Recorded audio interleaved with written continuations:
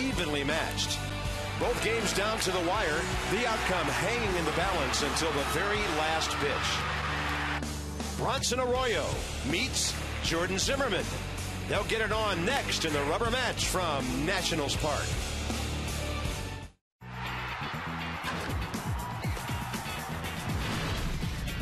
Washington Nationals baseball.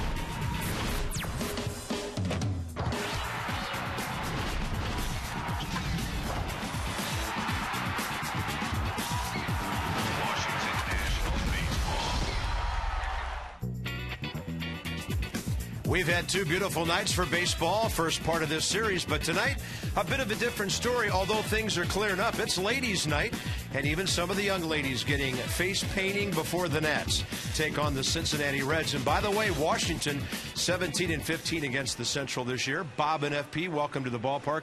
And when this game is played, we think it might be around 7:30, another one of those rubber games of a three-game set. Yeah, Nats 4-11 in rubber games this year, so they got to get better on these games that decide series, and they got their guy going tonight. And they had him going last Thursday in Chicago. Jordan Zimmermann ran into some home run problems there, but he's getting close to that threshold, FP, we keep talking about, 145 innings right now. Yeah, I liked his last outing in Chicago. He made a couple of mistakes, a slider to Aramis Ramirez that went to the bleachers, and I think he got a little rattled and Carlos Pena hit a home run. But for the most part, he had great stuff. He had 7 strikeouts. He was pounding the strike zone with his fastball, had the good tight slider going. And Jordan Zimmermann, you know he's going to throw strikes. Ranked second in the National League, walks just 1.61 batters per 9 innings. And I'll tell you what, now, this is the guy that we can't wait to pitch every 5th day. So looking for good things from Jordan tonight. And, of course, the Nats don't see clubs like the Cubs and the Reds that much, being in the other division.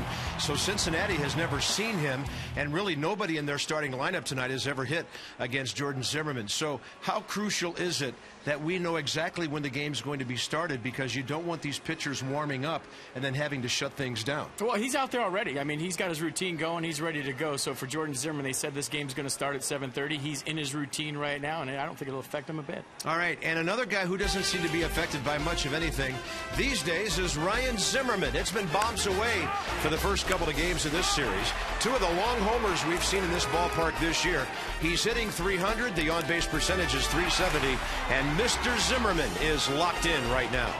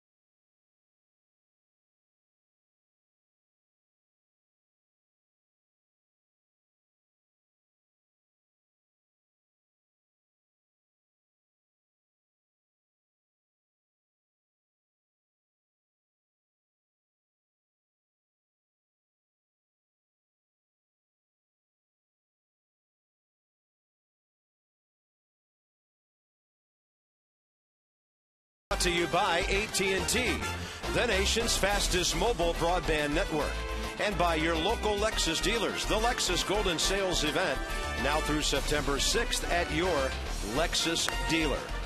Folks are coming out of the Navy Yard Station, and they're being greeted by some sunshine to the west. The radar shows there's another couple of cells out on I-66 about halfway to Front Royal, maybe off to the north it goes, but we are in a rain delay, hoping to play at about 7:30 tonight. Pitchers are on the field getting loose. That's the good news. We'll send you to ESPN News. When there's baseball, we'll bring you right back to Nationals Park.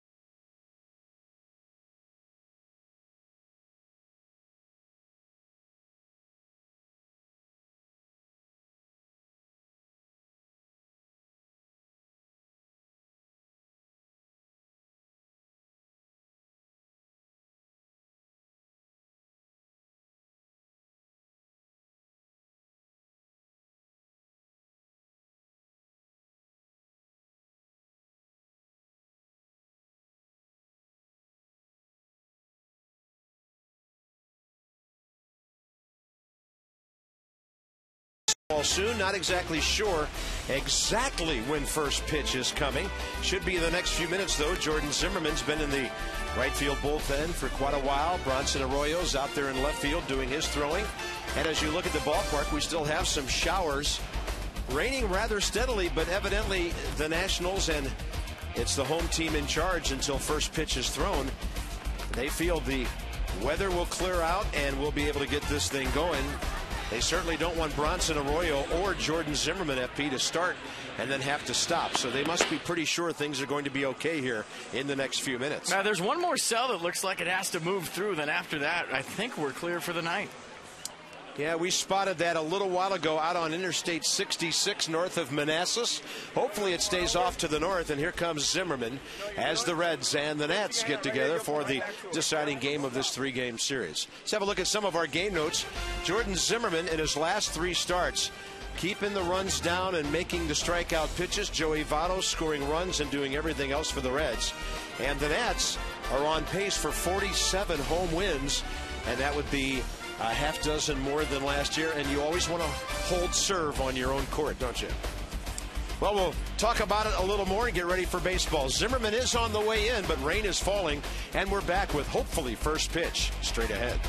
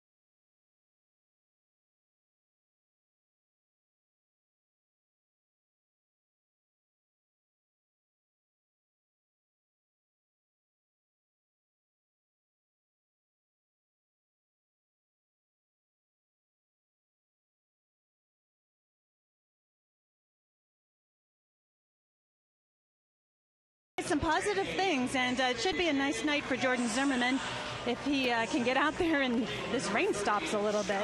Back to you. Well, hopefully it'll stop for quite a while and get us a ball game in tonight. And here's the Reds lineup with Brandon Phillips again in the leadoff spot tonight. He's 1 for 9 in the series. You might say both of these ball clubs have issues at the top of their lineup, just looking for somebody who's going to get on base a lot, maybe be a good contact guy, and then, of course, score a lot of runs, which is the job of the leadoff man. Joey Votto's in there. That means the Reds will always be good.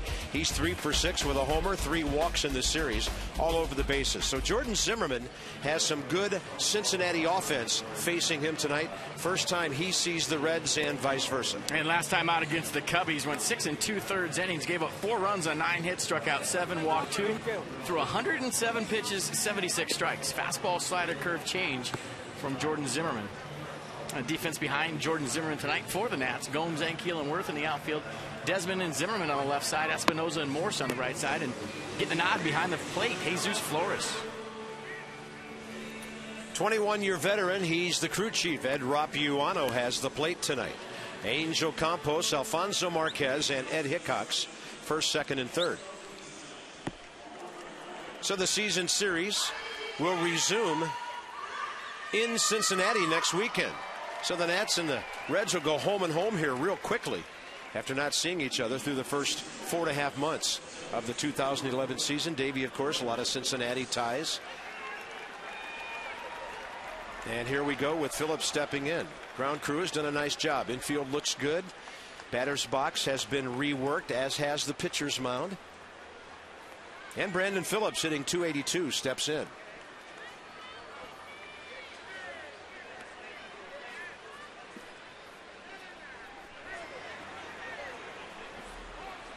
First pitch at 7:37, so a 32-minute rain delay as Zimmerman throws a strike.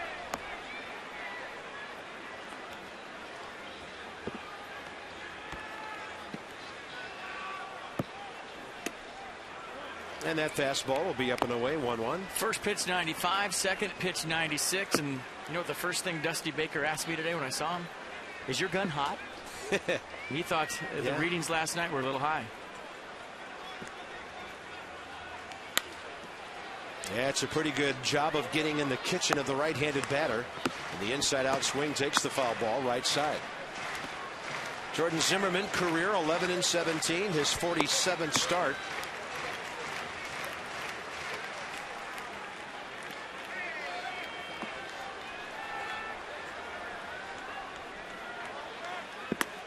And since the Nationals were born in '05, the Reds have won 23, Washington 19.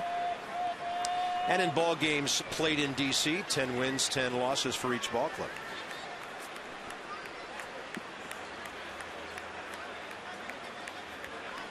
Jordan working kind of slowly here on a 2-2 pitch coming. That's a fastball upstairs.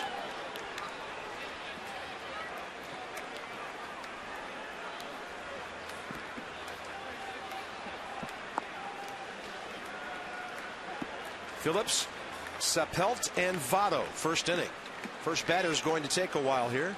At least 6 pitches. And a good fastball away that Brandon Phillips just flips out of play.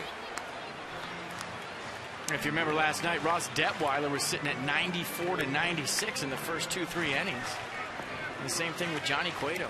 94-96, touched 97 a couple of times. And Jordan Zimmerman, a guy who sat at 92-93 all season long, tonight 95-96 right out of bed. Walks him.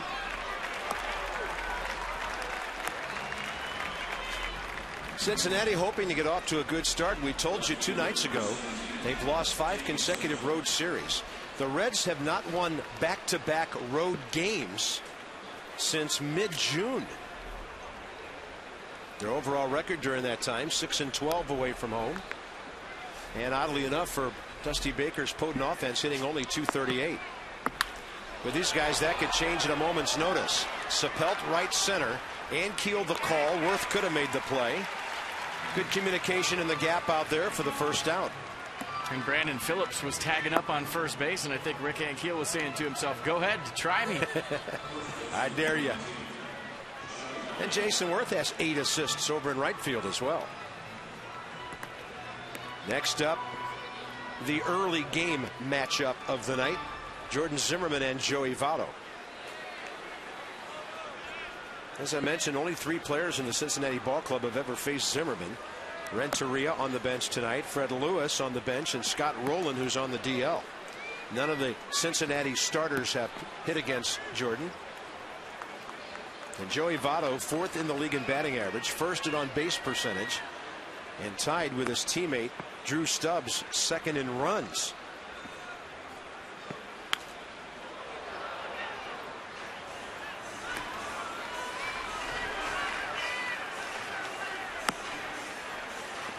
And Jay Bruce having a fine RBI season, 5th in the league.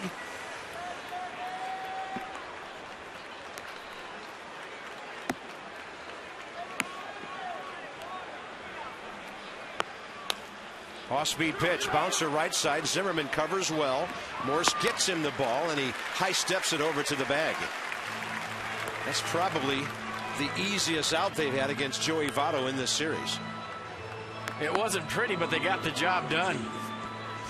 Pretty good slider from Jordan Zimmerman. Best pitch of the night so far. Michael Morse ranging over. Zimmerman trying to find the bag right there.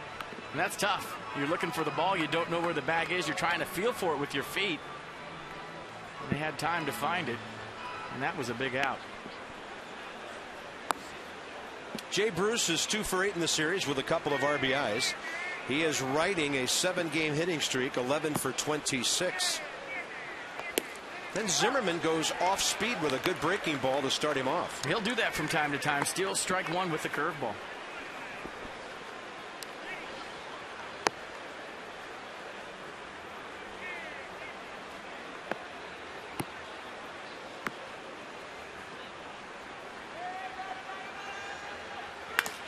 That ball drilled out of play, left side, 0-2.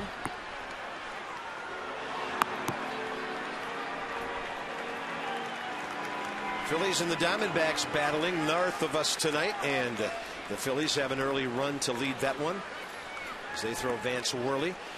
And the Giants underway at Atlanta, no score, 2nd inning there. Marlins at San Diego later tonight, and that's the rest of the division. That's a game behind the Mets and 2 ahead of Florida. Not a bad 0-2 pitch, up and in. Now we've seen from Jordan Zimmerman this year, he'll follow that pitch up with either another fastball in or go to that tight slider. It's his out pitch with 2 strikes. So that's 3 runs all year in 23 first innings. Runner in scoring position here. And that's off the plate, 2-2. That was the slider. Pretty good pitch, didn't get the call. They're trying to throw it under Bruce's hands. And just a hair off the plate.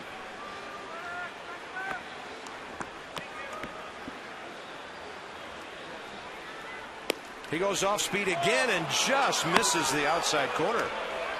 Nationals battery probably feeling there has to be a strike on one side of home plate. Watch the pitch, watch Jordan Zimmerman. He's taking a little stroll off the mound right here, thinking he's got strike 3, and Ed Rapawano says, nope, it's a ball. Pitch track proves him right. It was close, and now it's 3-2. Don't want to make a mistake here. Miguel Cairo, right-handed batter on deck, and he'll get the ground ball. Now Morse went for the ball for a moment. Danny Espinosa had to wait for him to get to the bag. Zimmerman, the leadoff walk, and then he goes 1-2-3.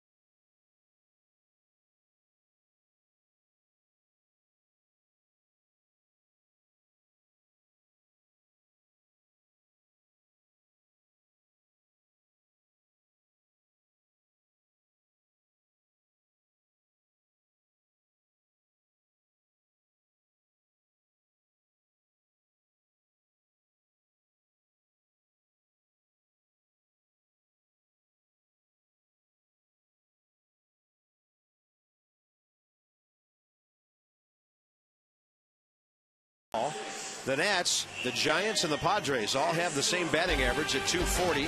And here's the lineup. Michael Moore's career against Cincinnati. Not a lot of at-bats, but a lot of damage with a homer. And look at that. 7 RBIs on those 5 hits. Third in the league going into the night at 322, just ahead of Joey Votto and Daniel Murphy of the Mets in that crazy National League batting race. Bronson Arroyo, 9th career start against the Nats, 3-2 with a 4.10 ERA. And last time out against the Padres, he received the no decision in the Reds' 5-3 victory. Pitched 6 innings of 6 hit ball, gave up 2 runs, 1 earned, struck out 6, and walked 2 through 102 pitches. He's given up a lot of home runs this year. Arroyo delivering 33 home run balls. Fastball, slider, cutter, curveball, change. So kitchen sink guy. He'll throw any pitch in any count, moves the ball around, tries to keep you off balance. At 33, by the way, not only the most in the National League, but all of baseball. When Bronson Arroyo's on, he's got that big hook going. He'll throw it for strikes, and he'll make some hitters look bad with it. Comes straight over the top, and after that big leg kick, misses outside, 3-1.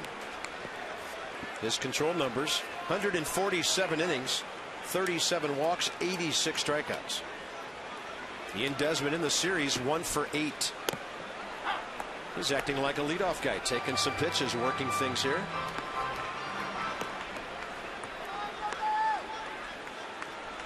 Two for 5 career against Arroyo.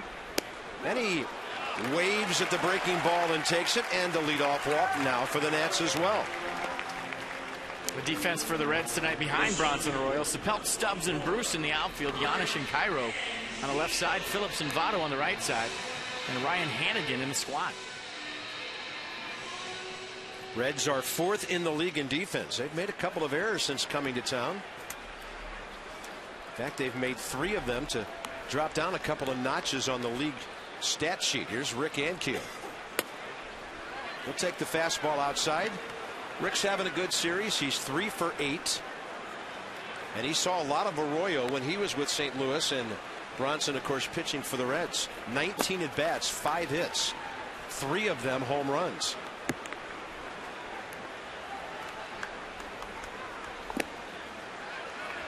Ball 2.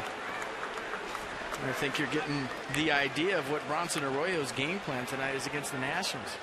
Off speed pitch, 3-2 to the leadoff hitter, Ian Desmond. I'm saying 99 times out of 100, you throw the leadoff hitter a fastball 3-2.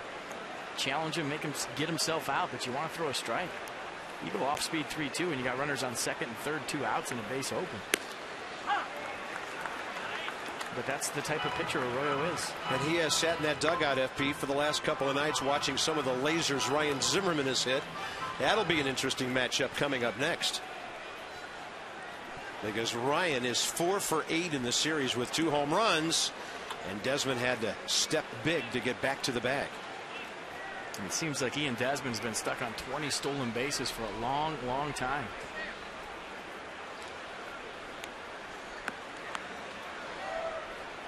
Ankiel right off the end of the bat, and it's 2-2. Somewhere in the Nats dugout, Jesus Flores was yelling, "Run! Go!" By the way, Ryan Hannigan, not Ramon Hernandez, behind the plate for the Reds, as FP noted on the defense. He's 10 for 39 on caught stealings this year.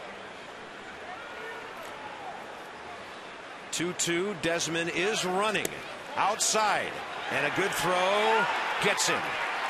Hannigan bounces up and throws a bullet down to the shortstop, Paul Janish.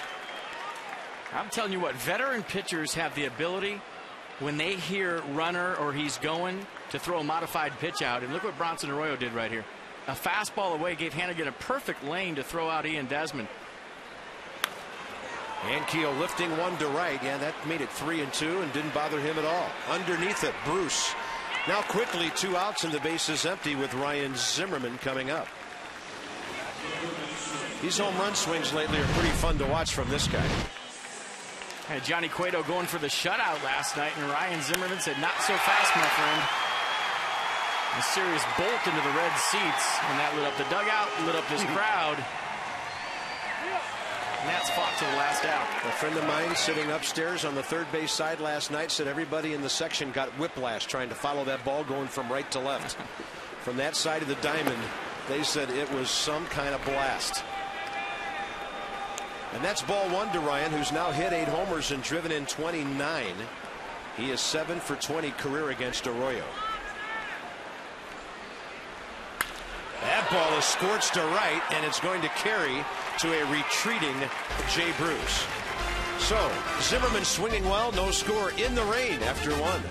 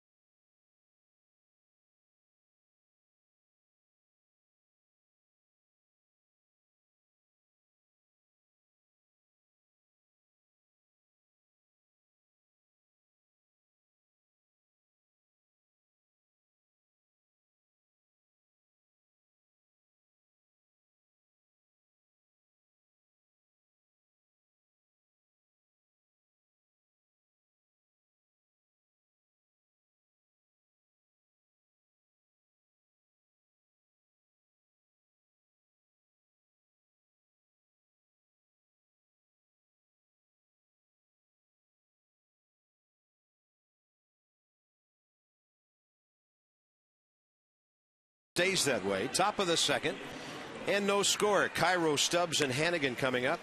PNC Minor League Report, and Matt Perk is in the house. Solutions that help you achieve your financial goals. PNC, for the achiever in you. Now, you've seen some video that made you recall that you had seen him perform in the College World Series. Yeah, he's got good stuff. I think he's going to be here very shortly. It's just a matter of health. Had some shoulder bursitis, but he's going to join us in the booth here. And Bob, you know what we should do? We should kind of do a little punk job on him and interview him like he's a shortstop or something. Like we don't know anything about him, and just see how he reacts. You know, put the rookie on the spot a little bit. You know what? Hey, you know, I saw you play shortstop at Duke last year, and you looked really good. He'd say, yeah, you know, as a left-hander, I can really turn that double play. He's pretty good on the ground ball throw to third. I like your swing. You got a lot of pop. I have 4 words for you. You're on your own. I'll do it. I don't care. Here's Miguel Cairo, 2 for 4 in the series. And a veteran guy stepping up now with Edgar Renteria hurt, and they've got to move some guys around and give him some playing time.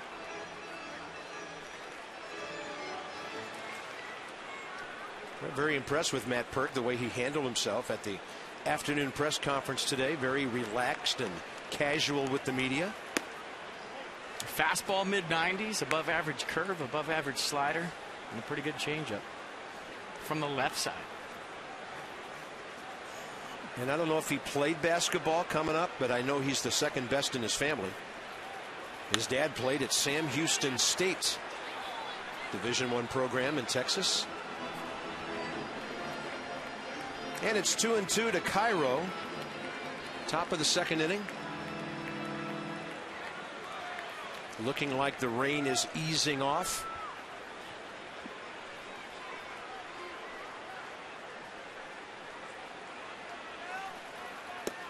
And Zimmerman goes way off speed, 80 miles an hour on that one.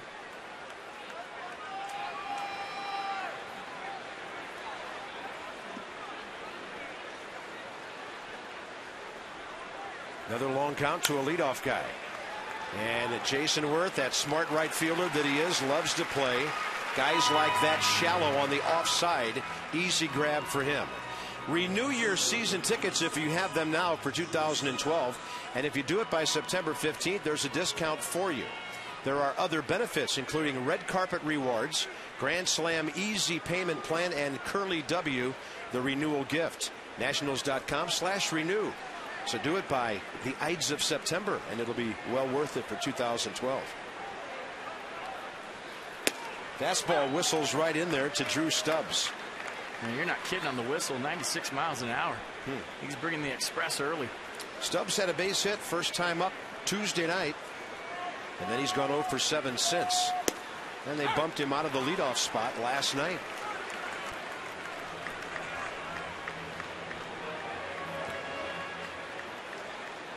Zimmerman, a fly ball, 2 ground ball outs, first inning. Easy fly ball here. Then he goes up and away, ball 1. Phillies have increased their early lead over Arizona to 3-0. John Mayberry has hit his 10th homer. Phils will be here tomorrow night. I think it'll be a little louder than it is right now. I'm expecting good crowds all weekend. Desmond bobblehead Saturday night. Masson duffel bag Sunday. A lot of great stuff to give away, getting the kids ready to go back to school.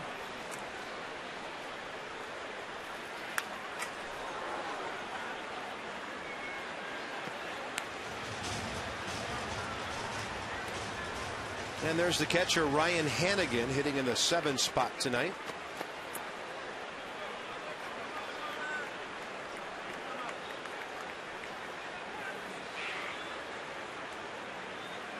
Oh, that's a breaking ball.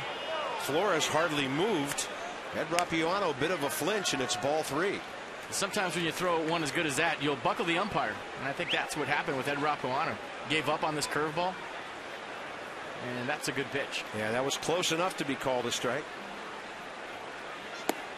And he gets the call that time on the inside corner.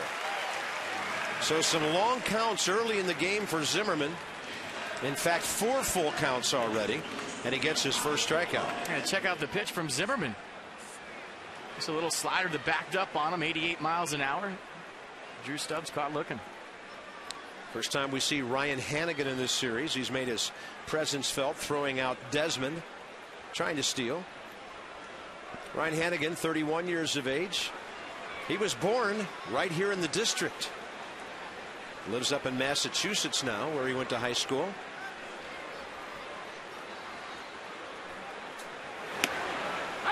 And a .279 career hitter in parts of 4 years now with the Reds.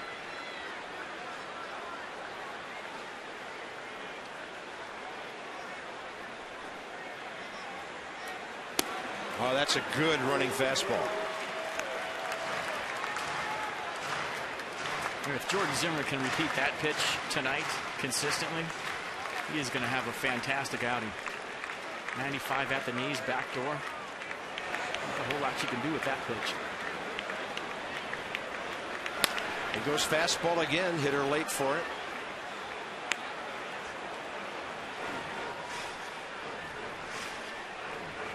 The number 8 hitter is Paul Janisch, the shortstop, before Bronson Arroyo, who's a good hitting pitcher.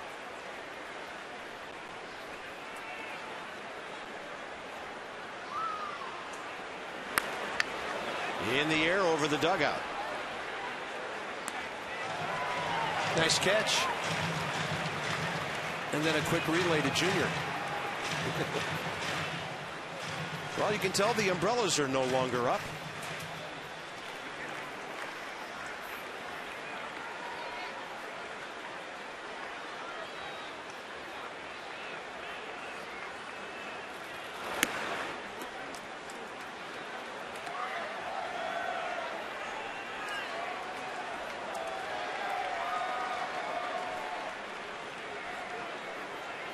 Jordan Zimmerman, 16 pitches first inning. This will be his 19th of the second. And so far just having a bit of a problem putting away hitters without going deep in the count.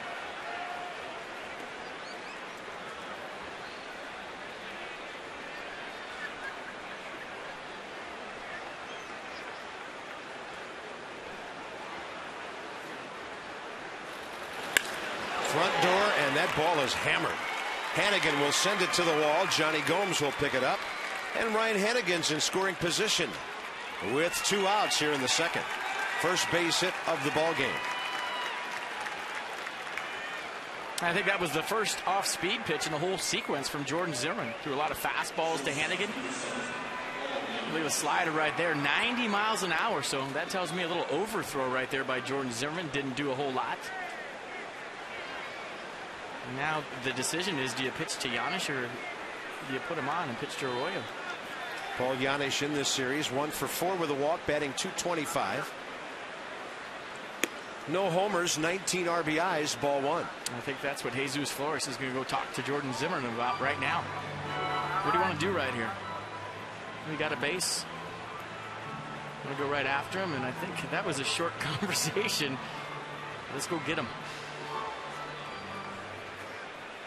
Ball game didn't start till 7:37 because of the rain. 32-minute delay. So here we are at the top of the hour. Runner at second, 2 outs, and no score. Top second. Perfect fastball to the outside corner. 1-1.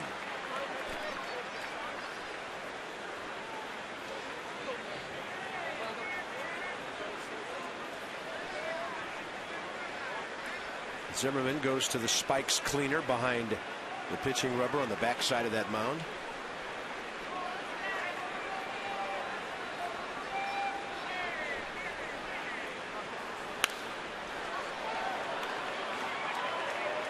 And Johnny Gomes had a funny story today about Paul Giannis. He texted him after the game yesterday. If you remember how the game ended, Johnny Gomes went in hard to second base. Went to get a piece of his old teammate, Paul Giannis. He said, hey, man, I had to. And Paul Giannis said, you know what? I wouldn't expect anything less from you. Game on the line, you got to come get me in that situation.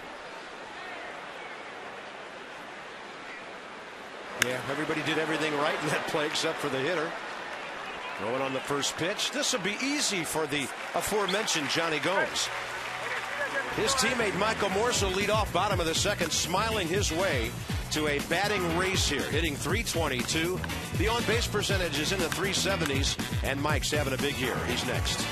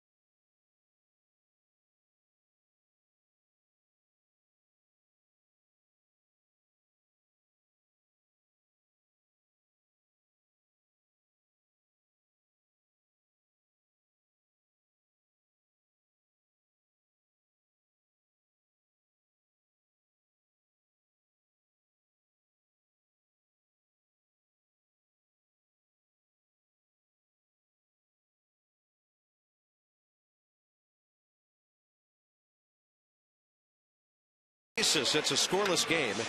Enjoy VIP seats, MVP eats every game day at the all-new Skybox Sports Bar, only at Hollywood Casino, Charlestown Races. So, FP, you're the old expo. Talk about some of these guys. Well, look at Vladimir Guerrero. He hits .333 in his sleep every single year. That was back in 2002. Everybody remembers Jose Vidro. He could hit from both sides of the plate. And Michael Morse, some pretty good company. Dimitri Young had a great 2007. Yeah, Dimitri, comeback player of the year in the National League. That earned him a 3-year contract for double-digit millions. So it'll be Morse, Worth, and Espinoza in the second.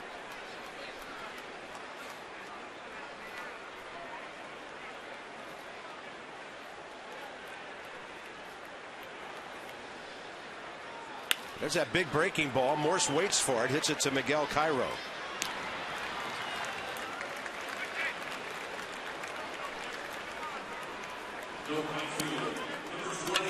Next up, Jason Worth, couple of walks, 1 for 6 in the series. Chris Welsh, who is FP's counterpart on the Reds telecast, was a minor league teammate of Jason Worth's stepdad, Dennis Worth. And he said Dennis was a really interesting guy. He used to take woodworking tools with him on the road, and when guys broke their bats, he used to make lamps out of them. They think he made more money off the lamps than he did playing baseball. You know what? I have one of those, and I had no idea that he made them. Yeah, he did. And he used to drive a VW Bug, and they used to call him Herbie. So Jason's stepdad, quite a character, evidently. I still have that lamp today. I broke a lot of bats, but only one's a lamp. Well, you know, some go in the fire for winter kindling, and some light up the house all winter long. You'll have to check and see if that's a Dennis Lamp personal model. Or Dennis Worth, pardon me. Dennis Worth lamp. There was a Dennis Lamp. That's a breaking ball way outside. Well, and I know you spent a lot of time on those bus trips, those long road trips. I mean, some guys have different ways of occupying their time.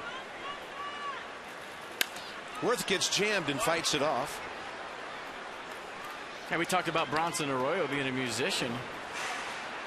And I heard that he had carpal tunnel syndrome from playing the guitar. That's how he got it, playing the guitar so much. And you talk about killing some time on buses, playing some instruments. But making lamps is a new one to me. I didn't have very many teammates that made lamps in the back of the bus. Yeah, evidently he had the whole toolkit with him on the road trips. Probably not too hard to spot his room if you were walking by the hotel. When you started that story, I thought you were going to say he corked their bats with all those tools. Well, I was not told that, but that may be an investigative assignment for another time. Bronson Arroyo goes 3-2 now on Jason Worth, who has walked 62 times this year, 7th in the league.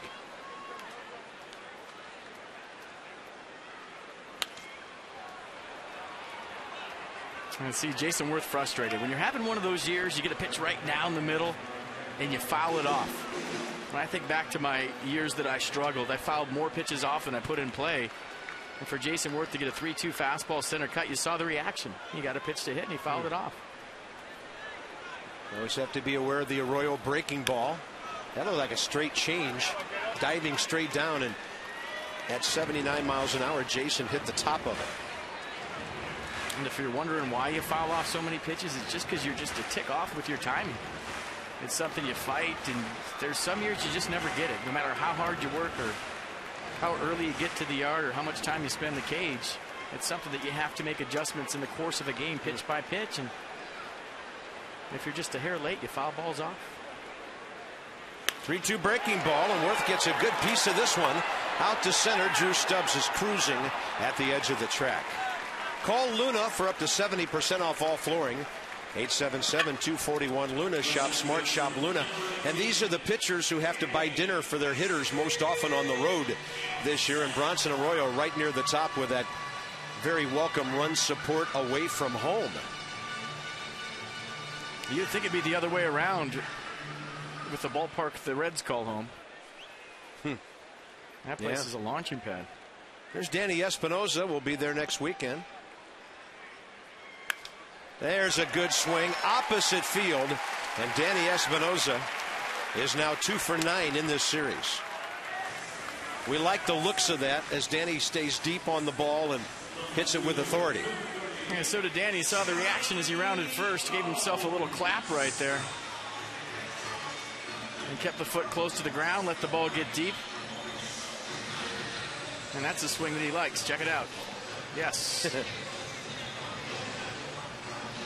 That'll get Johnny Gomes to the plate here against his former teammates.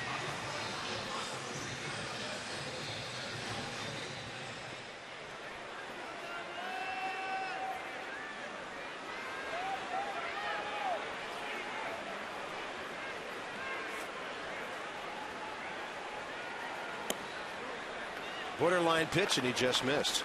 As an at, Gomes hitting 205. Overall, 210. He and Arroyo have matched up 5 times over the years. 2 hits, a homer, 2 RBIs.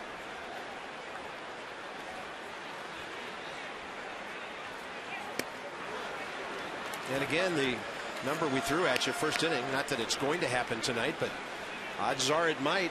Bronson Arroyo does give up lots of home runs, the most in the majors this year. 33 of them. And 145 innings coming in.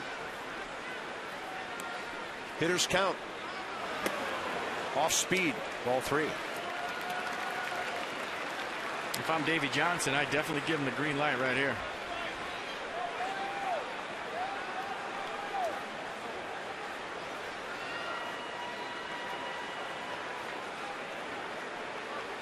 A lot of room right side as Phillips plays nearly up the middle. Arroyo did not throw him a 3-0 fastball down the middle.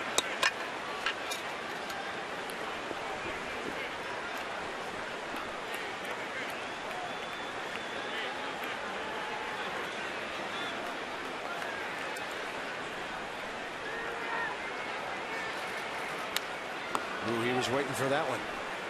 I remember last night, Johnny Gomes had a pretty good at-bat in the 9th inning against Francisco Cordero. Took a bunch of borderline pitches, couple sliders, couple splits off the plate. Took a 3-1 fastball down the heart, but he told me he was looking for something up in the zone to drive, and he finally grounded out the short. Giannis made the error, but I thought it was a pretty good at-bat. It definitely set the stage. 3-2 Espinosa running. Gomes takes strike 3 and the second inning is over. Bronson Arroyo gets the outside corner for his first K of the game. Each team with a hit through 2. No score in D.C.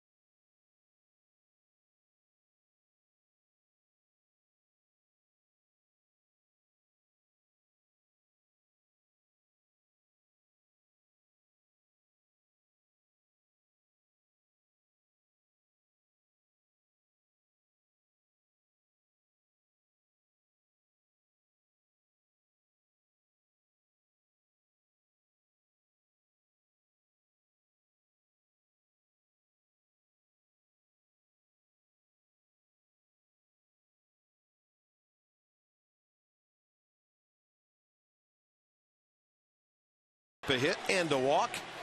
And when the Phillies wrap up the weekend here on Sunday, it'll be Kids Duffel Bag Day. First 10,000 fans, 12 and under, presented by Masson and our friends at DC 50 who join us for our Sunday telecasts. Starting at $10 your tickets, stop by nationals.com/tickets to check it out. We've seen the duffel bags. They look great. That's red, white, and blue, and a great item to tote everything back to school. Jordan Zimmerman, 40 pitches in 2 innings, 24 strikes. And Bronson Arroyo, a formidable hitting pitcher, 6 hits, 2 RBIs this year, and a 132 career hitter who has hit 5 home runs.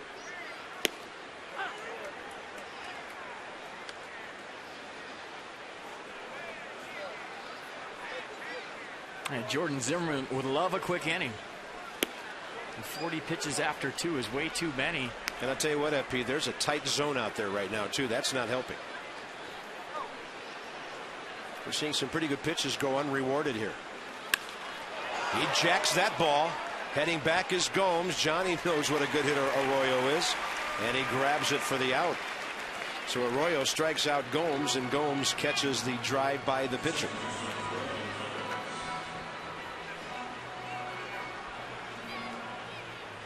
So what do you think?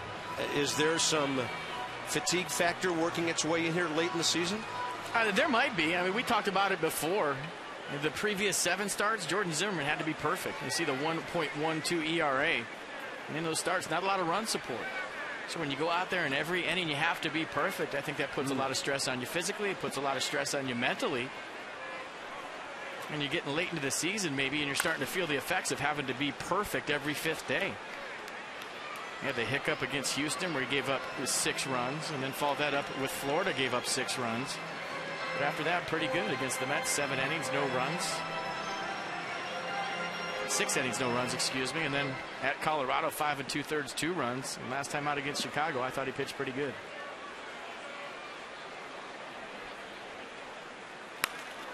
Phillips aggressively now jumping on the first 2. The last outing against the Cubs, though, is the first time I've seen Jordan Zimmerman rattled all season long. Yeah.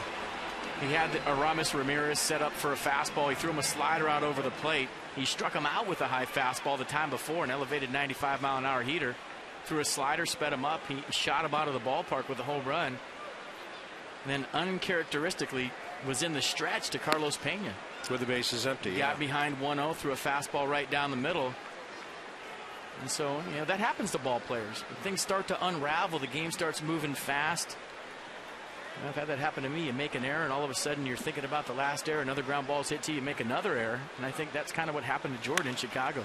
Phillips, a very aggressive at bat, and Jason Worth will trap it on a hop. And the Reds have their second base hit.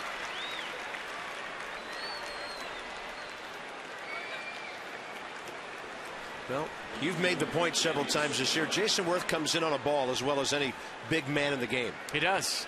A good effort right there, just keeping the ball in front. Tried to sell the call, but fish weren't biting.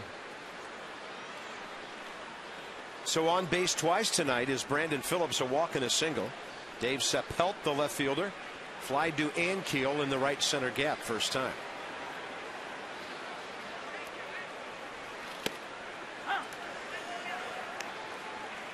Brandon Phillips, a guy who in previous years would challenge you on the bases, but this year only 7 out of 15 stolen. As recently as 4 years ago, he stole 32 bases.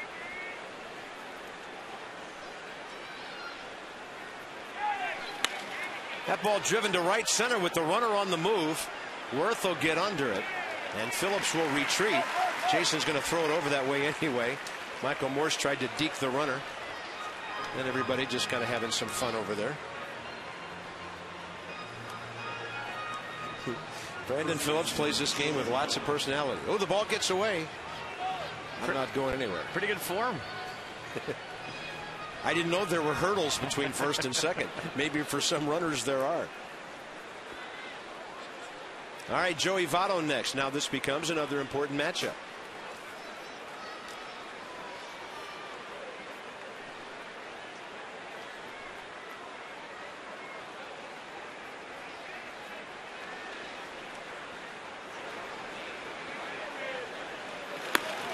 And a fastball upstairs. Anytime Joey Votto comes to the plate, it's an important matchup. Well, you know, like Michael Morse here, it's an event in Cincinnati, isn't it? It is. He can hit. It's that simple. He showed it last night. He walked a couple of times. Opposite field home run. A sizzling single up the middle. Look at that. He can hit. And you give him a little breaking ball away, flips it to left field for a hit. That's Joey Votto's 4th hit in 8 at bats in this series, and he's also been on base 3 other times with walks. And when you talk to Reds people, they say he's a student of the game. In the clubhouse, watching video, wants to get all the information he can every single day on the opposing pitcher. So it's not just a guy going up there seeing ball and hitting ball. He has a game plan. He sticks to it. Obviously, there's hand-eye coordination there and a lot of tools. But when you put all of it together, the work ethic, the studying, the ability to put the barrel on the ball, that's how you get an MVP. Another tough matchup here for Zimmerman and Jay Bruce. We've had 4 batters happen on 12 pitches here. 2 hits and 2 outs. 53 pitches for Jordan Zimmerman.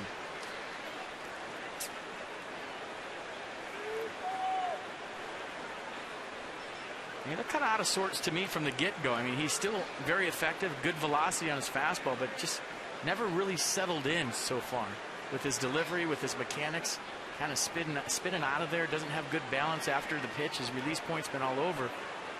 And this is one of those outings we saw Jason Marquis do a lot of. You got to fight. You got to battle when you don't have your A stuff. Up the middle, Zimmerman not only defends it, he catches it cleanly on a very good defensive play. Reds have left 4. This one hopper, a comebacker, and Jordan survives the third frame.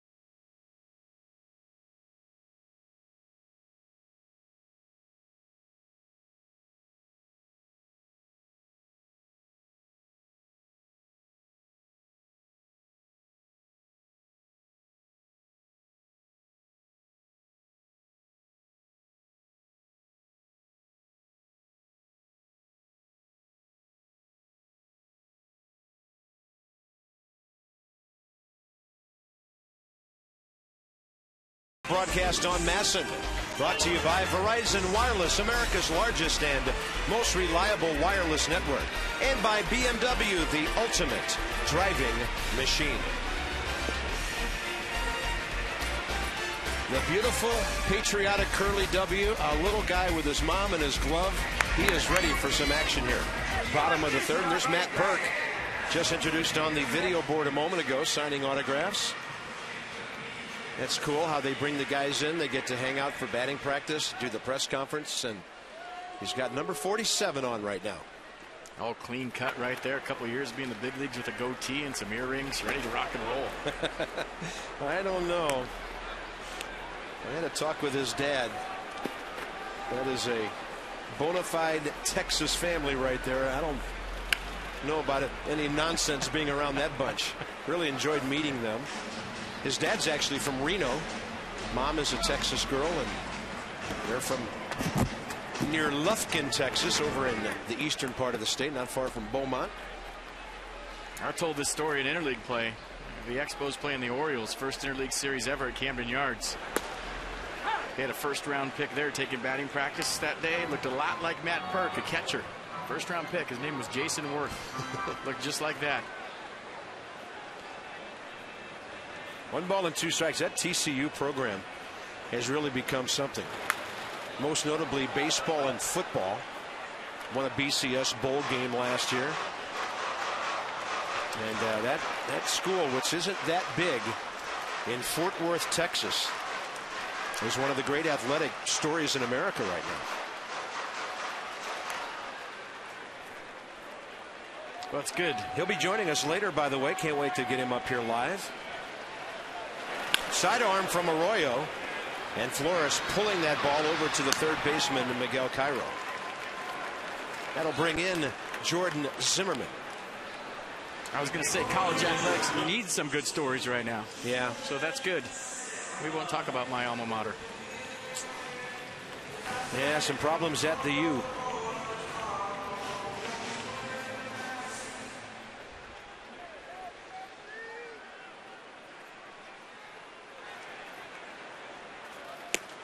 And that one is in there to Zimmerman. 7 hits, 3 RBIs, and 11 sacrifice bunts on the year. Jordan's a 178 career hitter.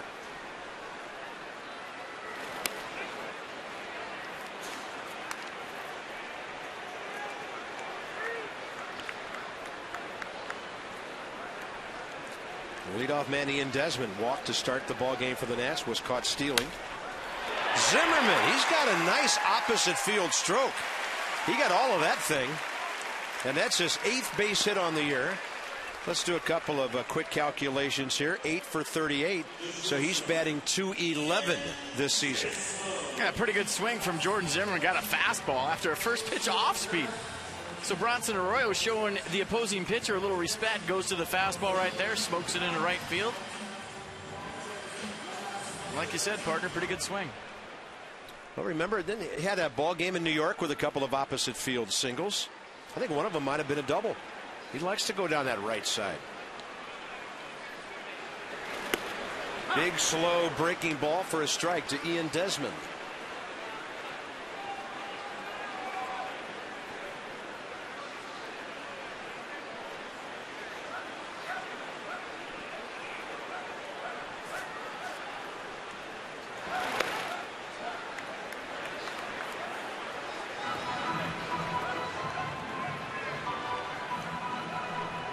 With Ankiel next here in the 3rd. Nats have a couple of hits, so do the Reds. Well, they actually have 3. So they have a few, and the Nats have a couple.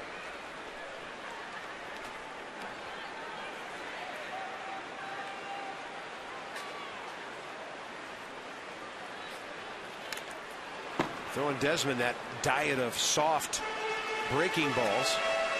And that's the curveball from Arroyo. A lot like Livan Hernandez. He'll add and subtract on the speed of that curveball. That one's 70-something miles an hour. And I know he doesn't want it up in the zone. You do not want to throw a curveball eye high to any hitter at the major league level. Those go a long way.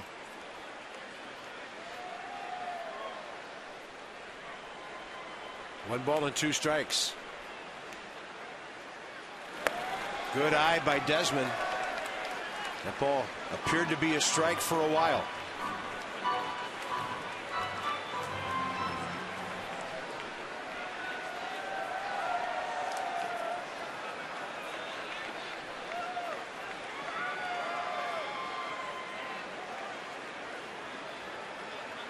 Long look, and the hitter gets time.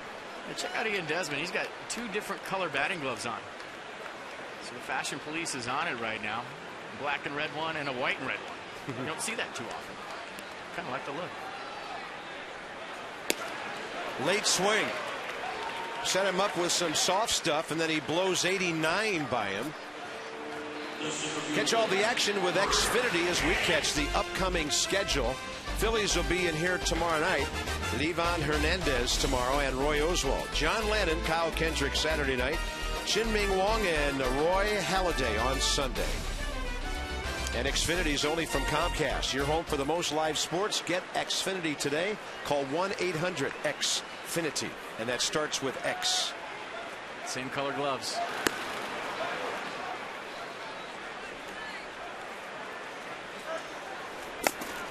Rick Ankiel.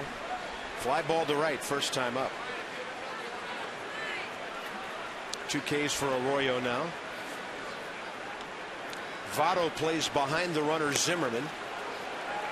And quickly 0-2. Bronson Arroyo career 110 wins, 102 losses. 284th start. Never been a low ERA guy. His career number is 4.28. Ankiel offers at the fastball. No swing. Says Ed Hickox. I bet you if you run out there and ask Bronson Arroyo right now, does he like to face guys that are aggressive or guys that are very patient? He'll tell you every single time. The way he pitches, he likes guys that come up hacking. You get an aggressive hitter, he could mess with him a little more, but the only danger is they could run into one too. Way upstairs and Ankiel's gone. 3 Ks for Arroyo. And this one on to the middle innings. The weather has cleared. Beautiful night now in our nation's capital.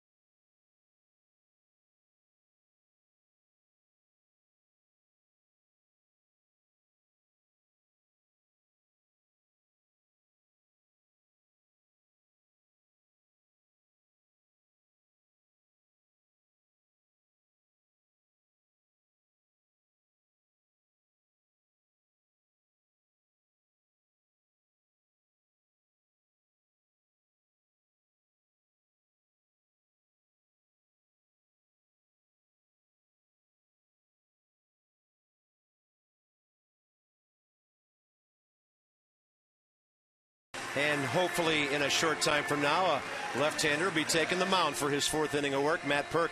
Hey, Matt, congratulations on signing with the Nats after getting drafted. Good to have you in town today, and I thought you handled yourself great at the press conference today. How did that feel? Oh, it was good. I really enjoyed it. It was good to get out here and get in front of everybody and get this thing finally done. So what do you think of the place? Oh, it's great. It's phenomenal. I mean, the stadium, the facilities they're amazing, and the people, the fans, everybody's great. We were going to have a little fun with you. I was going to act like I knew nothing about you and interview you like you were a shortstop from Duke, and my partner said you're on your own, so we decided not to give you any Don't mess with left-handers. Yeah, don't mess with it. You know what? I saw you pitch on ESPN. It was either last year or a couple of years ago, and tremendous stuff. I think the only question was this year was your arm and the health of your arm. How's it feeling? Oh, it's good now. I had a little trouble, but I was able to really work out and take some rest that I needed, and then that really changed everything. Once I got some rest, I got back to my normal self. It was just bursitis, right? Yeah, just needed a little rest. And, Matt, of course, a couple of years ago, you were drafted by a team that could be considered your hometown team, either the Astros or the Texas Rangers, and Texas drafted you at that time out of high school, and then you decided to pursue your college days. What went into that decision, finally giving the Nats a chance to draft you a few years later? Just a couple things. I mean, it was obviously a great opportunity, and I learned a lot from it. Just wasn't the right situation for me, and I had a great school in TCU that had given me a good scholarship, and I decided that it was best for me to go to college for 2 years and learn a little bit about baseball and a little off-the-field stuff that are going to help me up here. Miguel Cairo leads off for the Reds, top of the 4th inning. Jordan Zimmerman has him 0-2. Cairo flied out to right field first time up, and a breaking ball is a little bit low. And I know from what we've read about you, you've been pretty serious about your work in the classroom. You epitomized what a student athlete should be about. Congratulations on that. Thank you, sir. It's not only just to be an athlete, but to really work on your school as well. And it's tough when you got to do 2 lives, but if you succeed in both, it'll definitely pay off in the end. Do you apply that to your craft? On the days that you're not pitching, do you study hitters? Do you learn when you're on the mound and read swings?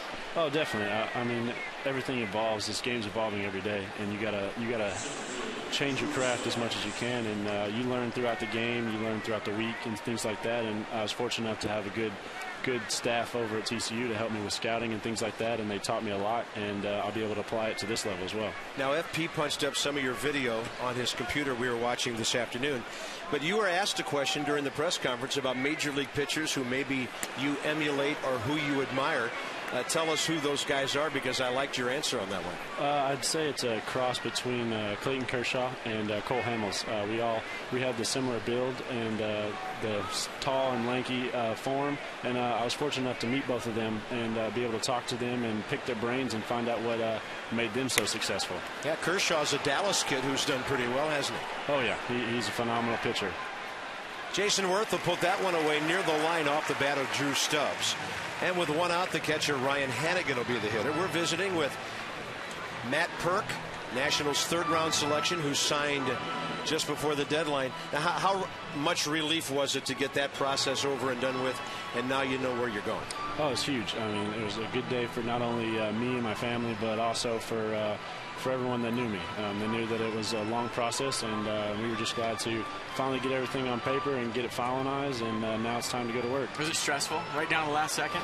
Oh, yeah. I mean, it's just it's one of those processes you got to learn, and the only way you learn is you go through it. And but it was very good. I mean, we were in good talks all year, and I felt very, very happy about the situation and where it was headed. Now, what's your schedule like? Are you going to go out and play right now, or are you still resting? What's the future hold for you, the immediate future? I'm going to be sent down to Florida here shortly in the next couple of days, and I'll be down there for a little while, and then instructional leagues, I'll be in that in Florida, and then from there we'll decide to see where they want to send me. And you'll get to know Mr. Spin Williams pretty well pretty quickly, won't you? Yes, sir, I will. I'm looking forward to it. Who's the best basketball player in your family? Ooh, that's a tough one. That's a tough one. Dad's giving us the thumbs up for him, huh? I don't know. Are we going right now, or are we going back when everybody was in their prime? Well, I know your dad played at Sam Houston State, which is a very fine Division I program in Texas, so maybe we'll have to go back a little ways. We'll go a little. I don't know. I think I can still outrun him. Okay. So But he'll post you up. That's right. He's got me on the post up, so I got to stay outside. 1 ball and no strikes to Hannigan, who doubled hard to left field first time up. You said today that there was a special feeling you got when you first stepped on the TCU campus, and then when you stepped into Natstown, you had a similar feeling. Can you describe that?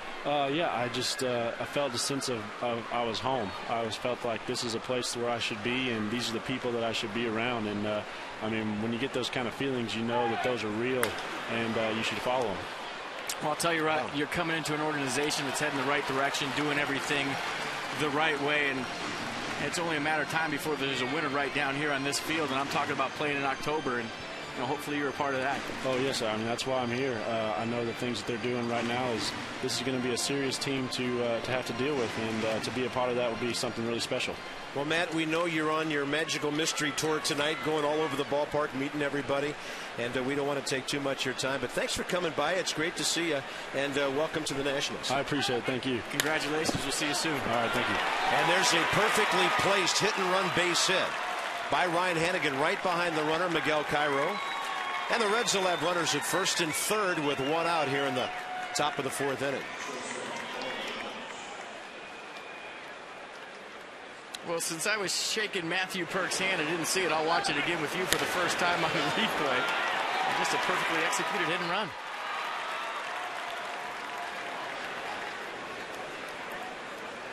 Well, it is so cool. I mean, I remember in recent years, guys coming up to this booth, Ross Detweiler, Jordan Zimmerman, Steven Strasburg, Bryce Harper.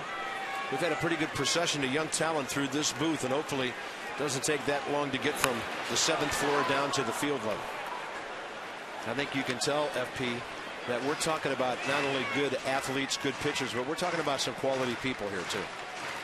Yeah, I mean, you talk about a guy that's mature beyond his years. Imagine the whirlwind tour he's going through right now. Just signed a huge contract and did all that negotiating. Now you're at a major league field, meeting all kinds of people for the first time, going from one interview to the other, doing a press conference, radio, TV, in the nation's capital. I mean, his head must be spinning right now. I guarantee you he can't wait to throw the uni on, get out there 60 feet 6 inches away from a hitter, look him in the eye, and play baseball.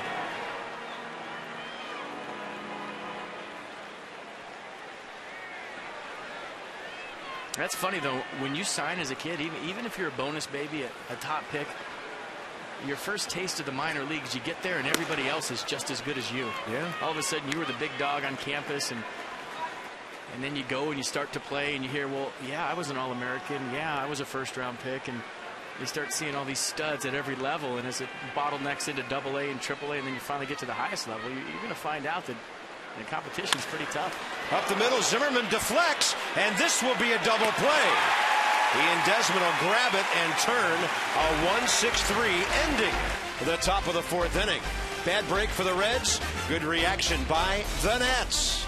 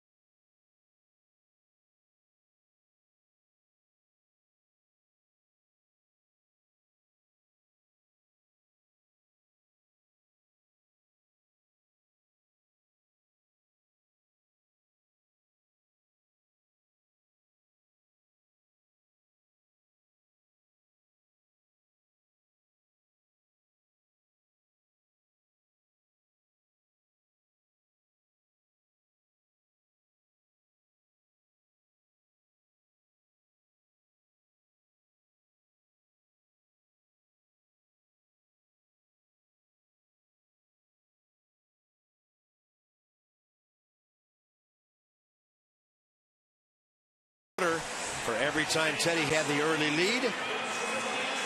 We could run for president. If they let live lions on the field during this race, it would definitely spice it up.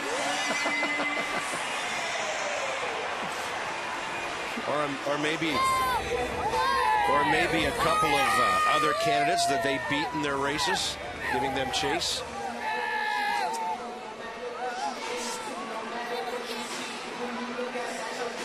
You know, the Coliseum that hosted that is in pretty much disrepair now. Thank goodness. All right, Zimmerman, Morrison, Worth, bottom 4.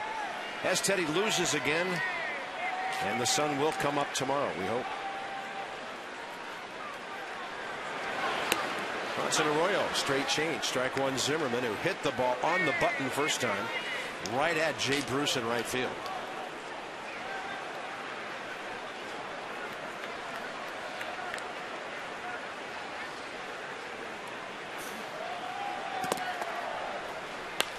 They'll just reach out and drop one into left center.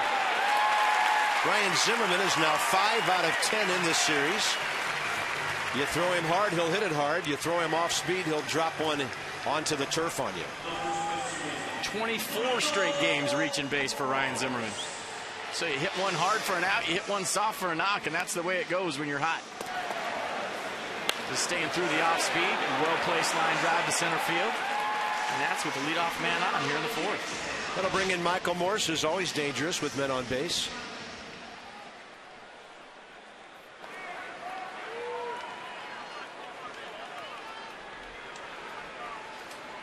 Bouncer to third baseman Cairo, first time up.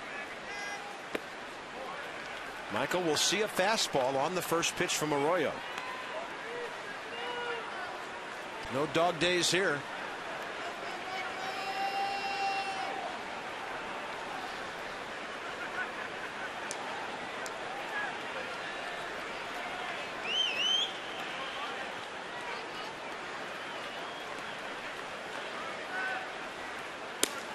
That one sizzles to the inside corner. If 89 can sizzle, and from Arroyo it can because of his array of off-speed stuff. He can throw to set it up or to follow it up with.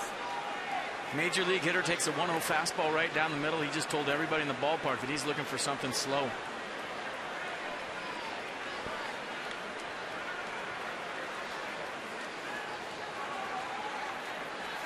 Morse getting time from Ed Rapuano.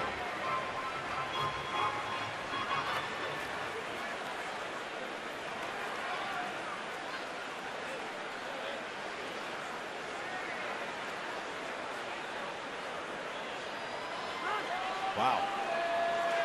And I guess he's looking off speed because the pitcher's working slowly. Well, that's just a design hold from the manager, Dusty Baker. Sometimes a variety of the throwovers, you have the pitcher just stand there and hold the baseball. He's looking at the runner on first to see if he's moving at all and getting anxious, and then you just step off and everybody calls timeout. Morse goes hacking on a pitch inside.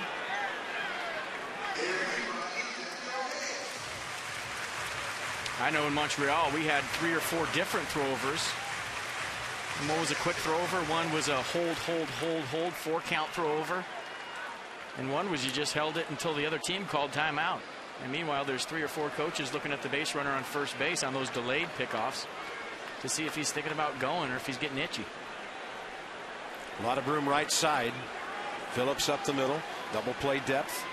Moore steps out for a third time.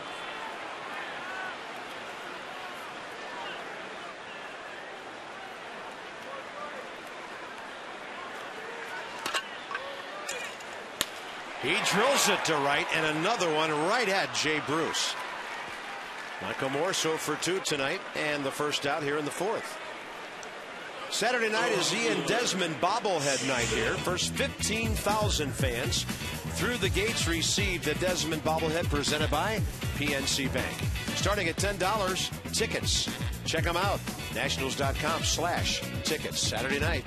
It's a 7:05 ball game against the Fightin' Phils. Ivan Hernandez, Roy Oswalt tomorrow night. Here's Jason Worth, the former Philly. Fly to center first time up.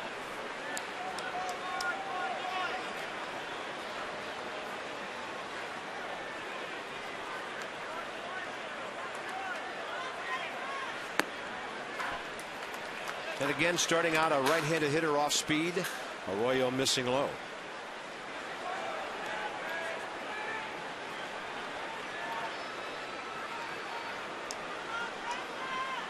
Dusty had a funny story today. He said he didn't have his ID to get in the ballpark.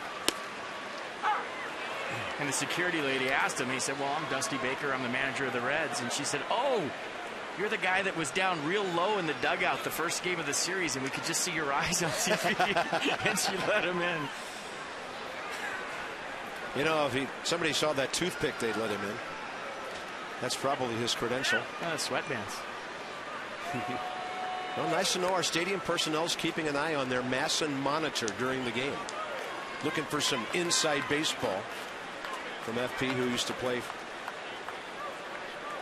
spent a lot of time around Dusty. Off speed, that is a strike. And Ed Rapalano just rang up Jason Worth on strike 2. Yeah, Check he this acted, out. yeah, he acted like that was strike 3, didn't he? Yes. Watch Rapalano. That's his called third. Yeah, you don't tear the phone book until strike 3, right? Yeah, Jason Worth turned around and gave him the stank eye. Speaking of tearing the phone book, I was watching an umpire today with the Little League World Series, ripping the pages on poor 11 and 12-year-olds. Oh, come on. Yes. These kids are going to need counseling. What does TV do to people? The umpires are ringing them up. Could be a YouTube sensation tomorrow. Unknown by Sunday. 1 ball and 2 strikes to Jason Worth. Danny Espinosa with an opposite field hit tonight. He's next.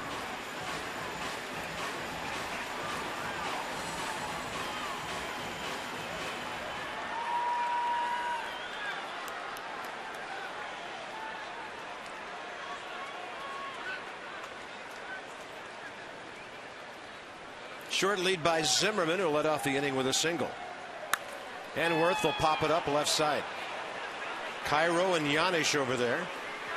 Miguel Cairo with the call when it finally comes down. 2 down. And Jason Worth, 1 of 8 in the series. Let's talk about some connections with AT&T tonight. Trivia. Ryan Hannigan, born right here in the district. So that's what, 21 years ago in 2 days. Played for Single A Potomac back then. Well, not back then, years thereafter. I'm not good at math. Now that would have been a bonus baby right there. I'm not good at math, but I got 31 years. You're right. And I'm even worse. That's why I'm doing this job. I think my freshman math teacher in high school said you're going to have a great career in journalism. Ryan Hannigan, by the way, that time at Potomac, 7 years, over 560 games and 1,800 at bats.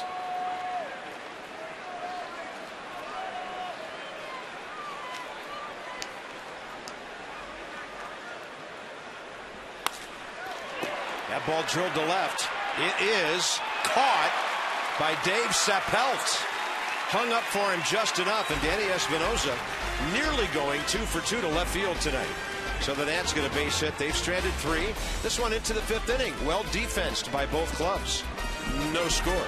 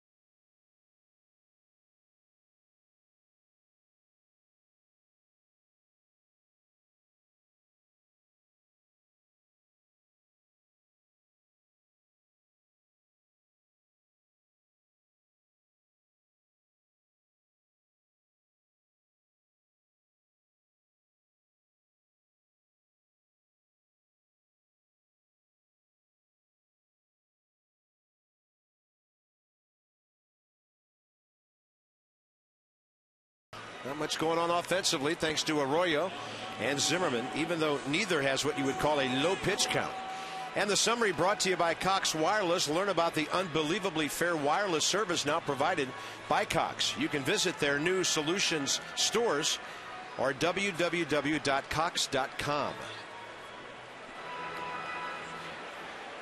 So 62 pitches for the visitor, 69 for the home pitcher. They face each other here. Top of the 5th inning. Bronson Arroyo hit the ball hard first time, lined out to left, one of Jordan Zimmerman's 6 in the air. Whoa. Pitcher leaning out over the plate for a possible bunt attempt, and a fastball goes whistling by.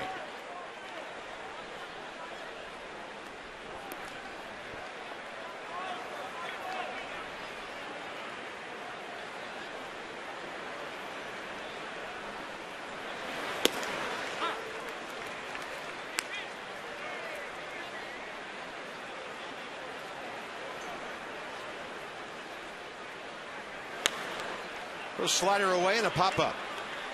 Near the line, Morse. Espinosa right behind him with a good angle.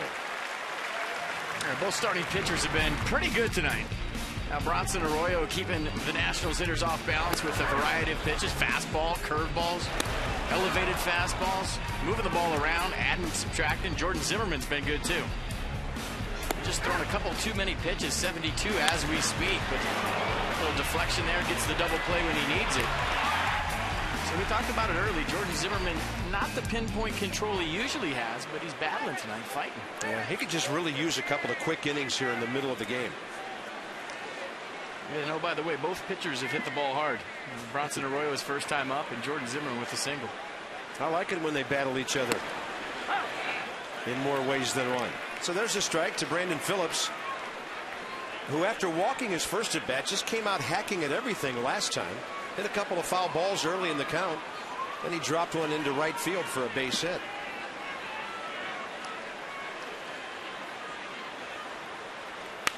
Tries to jump all over that and quickly 0-2.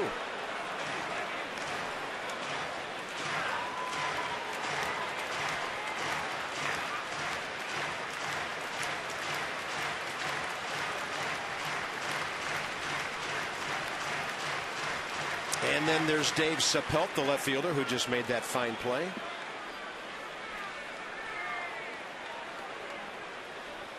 Breaking ball. And Phillips gets a piece of it enough to drop it in for another base hit.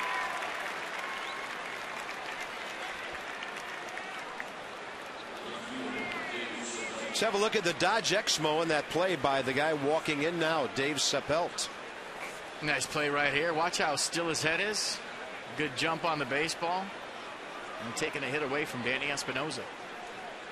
Chrysler, Jeep, Dodge, and Ram Summer Clearance Event. Offers will not last long. Hurry into your local dealership. 1-on-1 out, and Joey Votto on deck.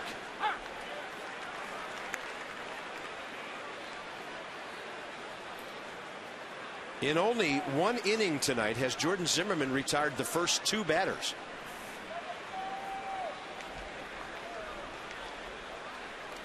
So he's been off the stretch a lot early in his frames tonight. And quickly another 0-2 count.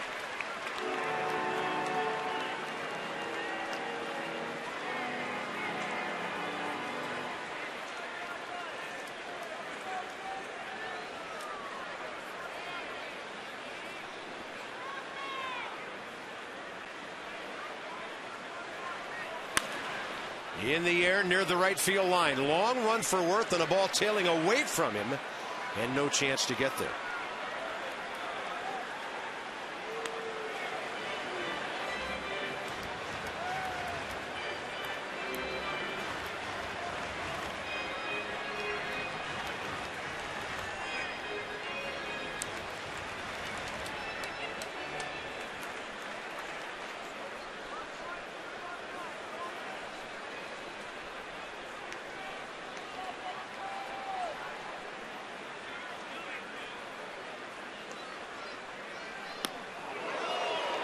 By the way, we talked about some of the running that Brandon Phillips used to do. He was a 30-30 guy back in '07.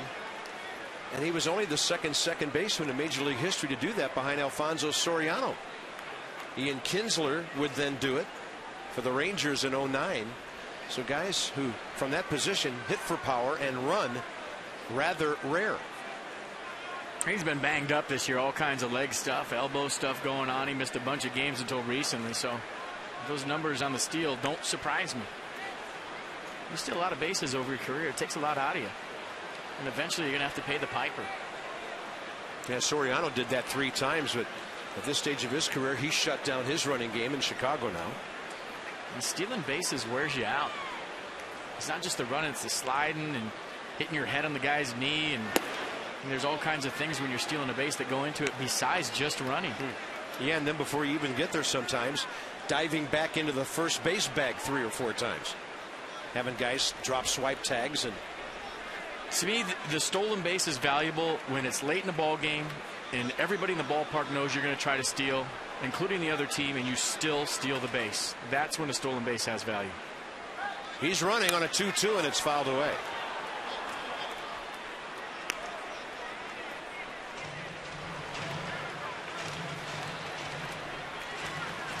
And that's not an easy thing to do. You have to be an elite base runner to be able to do that. To where the opposing manager knows you're going to try to steal 7th, 8th, and 9th inning down by 1. You're that kind of base stealer. If you can steal a base in those situations in a tight ball game, then you're a base stealer. You know, stealing a base up 4 runs or stealing third base with 2 outs, to me, that's just padding your stats. Fastball inside, 3-2. So you would think he'll have Phillips on the move. Dusty Baker will, even though Joey Votto is on deck. I'm sure he doesn't want to see a strike him out, throw him out double play. But the Reds have a chance to make something happen here. No score, top of the 5th. Runner is going, and a ball popped up. Over to the left side for Ryan Zimmerman, who's into foul ground. And he'll grab it for the second out. Setting up another 2-out man-on-base confrontation with Joey Votto, who last time in a situation just like this singled to left field. 9 o'clock at the ballpark. Underway we were an hour and 23 minutes ago after just over a half-hour rain delay.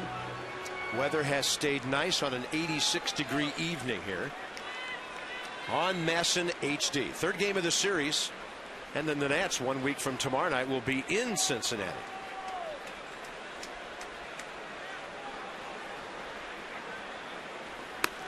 Late swing by Joey Votto.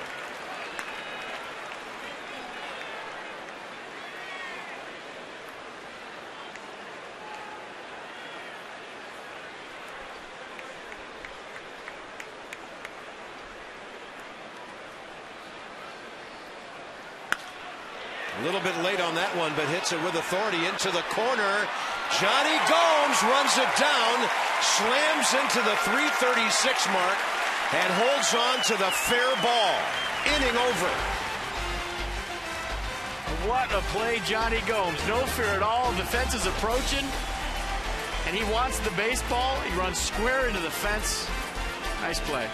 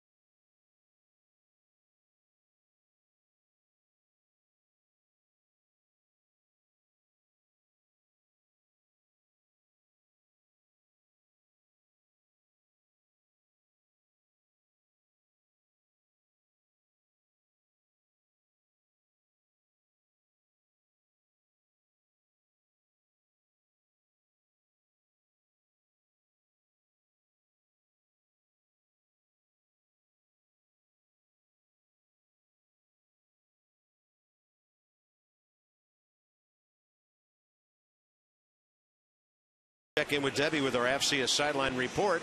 Visit FCA.org, the Association for IT Pros. Debbie.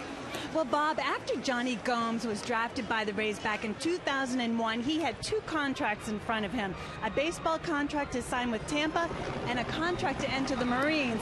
Well, he chose to play baseball, and even though he did that, he appreciates and tries to recognize the military whenever he can. You know, I try and take it a step further and, recognize them every single day, and, every single national anthem and what's behind it. And, we're playing a game, and they're over there allowing us for us to play this game safe and free and whatnot.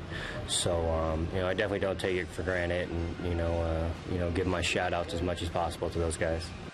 And Johnny has a tattoo on his leg. The Statue of Liberty is there, the date that Osama bin Laden was taken down. He tries to recognize the military, and it means a lot to him, and he knows how much they did to fight for our freedom, and he appreciates it every single day. Bob, FP. Some P-51 Mustangs right there. Fighting Tigers. I love it. Yeah, Johnny's been known during the off seasons to do military-type training to strengthen himself, and he athletic enough to perform on the baseball field. Paul Yanish takes care of him there. And the bottom of the 5th is underway as Bronson Arroyo retires his 4th consecutive hitter and 6 of the last 7.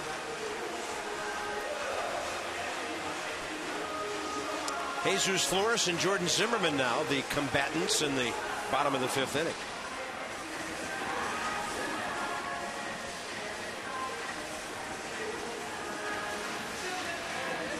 It's turned into one of those ball games where it looks like whoever scores first wins. Yeah, each team has good back ends of their bullpen. One of the things the Reds have struggled with this year is the close ball game. They're 20-27 in 1-run games, 10-14 in games decided by 2 runs. When they won the Central last year, and really any team that's going to win a divisional title, FP, they're probably winning 60% of those games. And you got to win the close ones. Not that many blowouts anymore. Flores really hammers that one, but foul. Waiting for that breaking ball. It was center cut. Just couldn't wait long enough.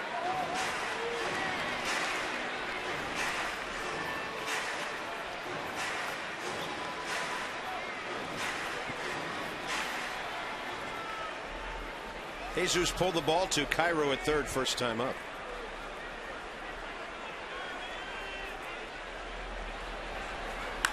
He hammers this ball out to left center. Heading for the track. Sepelt is there. Not there enough. It's a homer, and the Nats are on the board. Jesus Flores with his first of the year. And he finally gets career RBI number 99 to 100. It took a while, and he puts his team on top. Good for him. And just a little quick on the one he hit foul. Backed that one up and drove it out of here. And you're wondering on a humid night after it's rained a lot, was that ball going to carry and have enough legs to get out of here? And it just did. Jesus Flores, 17th career home run. That's when you cross home plate and you see your pitcher in the on-deck circle and you say, hey, Zim, there's your run. Go get him. First homer in the big leagues in well over 2 years. Jordan Zimmerman, the hitter, and he hit the ball hard for a single to right field his first time.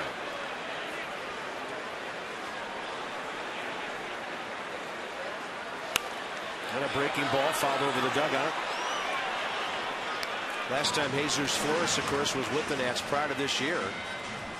Early May of 09 at Arizona. He did homer in that series right before getting hurt. He's got a fastball up in the zone. He was on it. Pretty good effort right here. I thought there had a chance to be some robbage of the tater. Just cleared the fence enough and just got it over the head of a leaping Sepelt. Yeah, the way that fence is configured, you can get your foot up on that padding and give yourself a push straight up in the air. Zimmerman will bounce it high to Arroyo.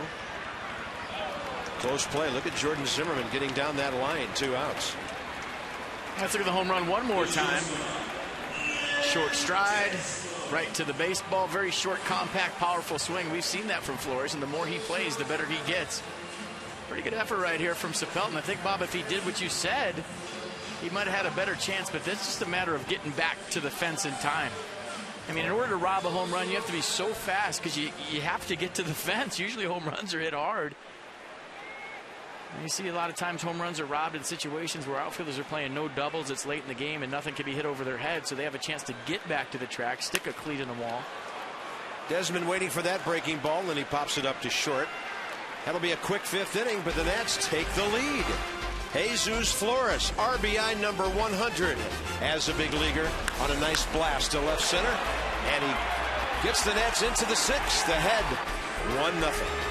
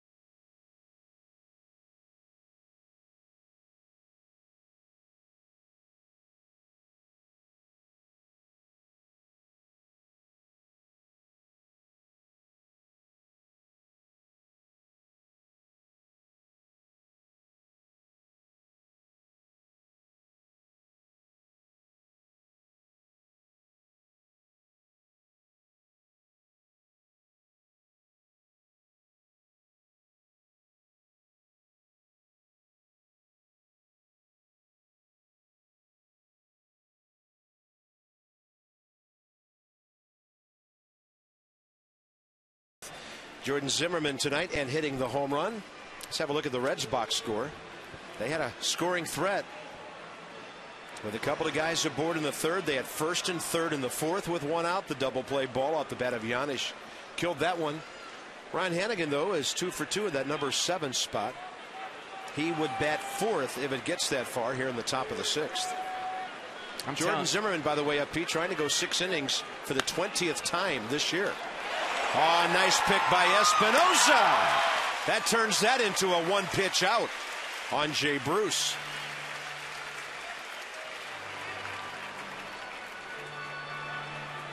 The play by Johnny Gomes on Joey Votto to end the fifth was a momentum changer in this game. It saved a run. It kept the score at 0-0. And you're looking at the defense tonight behind Jordan Zimmerman. It's been great.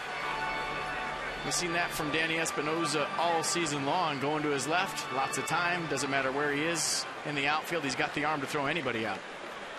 That was a large hop. So here's Cairo, 0 for 1, hit by a pitch last time.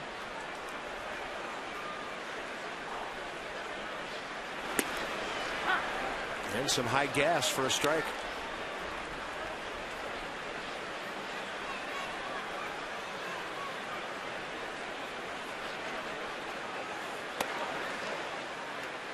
Jordan tries to go inside corner and just misses. Former leadoff man, now number 6 hitter Drew Stubbs next.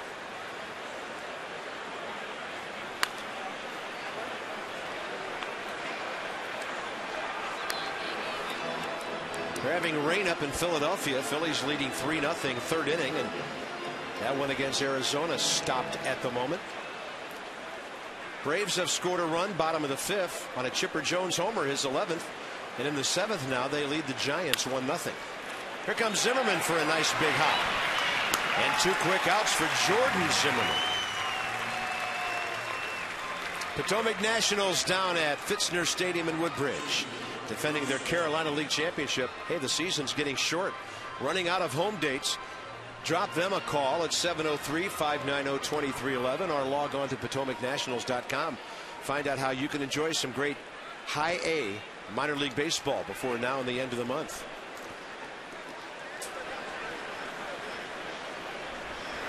Stubbs fouls one off of his leg. Ouch.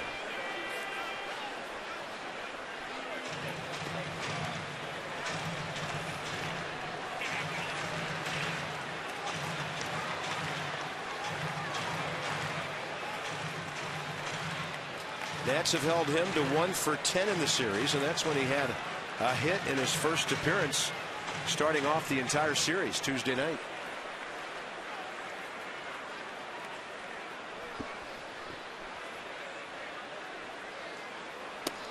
That's a beauty. 0-2.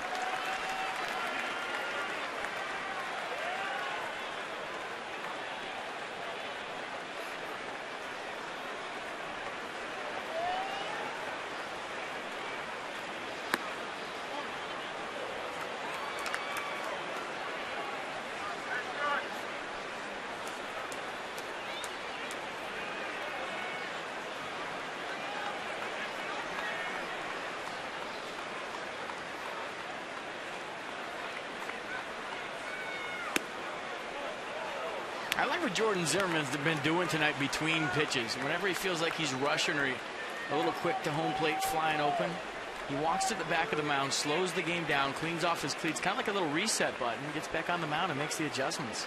Did a nice job of that.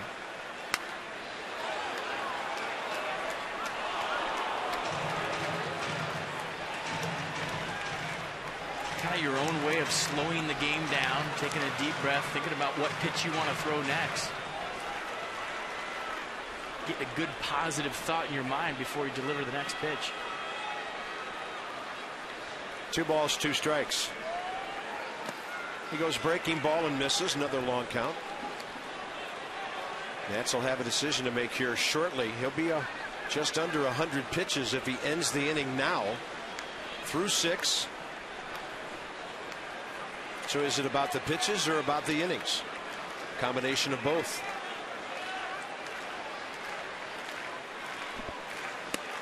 Now he'll lose him. Jordan Zimmerman still has not had a 1-2-3 inning tonight.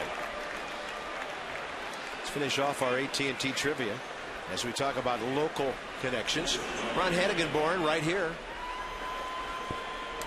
Denard Span of Minnesota born here, and Chris Nelson of Colorado, who we just saw. And of course the Giants' Emmanuel Burris, who we've talked about many times in the minor leagues at the moment. So where Denard Span's really been struggling with the bat last couple of weeks. He's not been healthy. I think I saw he had a 2 for 35 going the other day. I know the big question coming into the trade deadline was the fact that he was coming off a serious concussion. He had some lingering effects due to that concussion. So with that pitch count mounting, Matthews throwing, Flores visiting, McCaddy walking.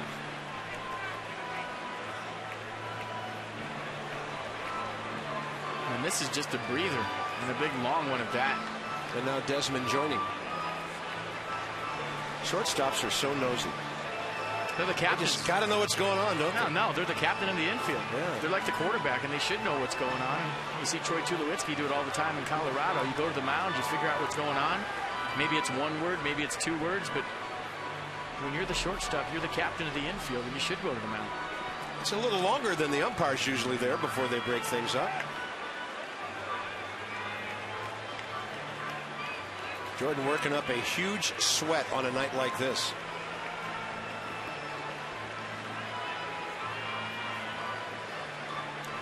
And suddenly Ryan Hannigan becomes a tough guy to deal with for the Reds. In that lineup of theirs, batting 7th tonight, double down the line in left, base hit to right.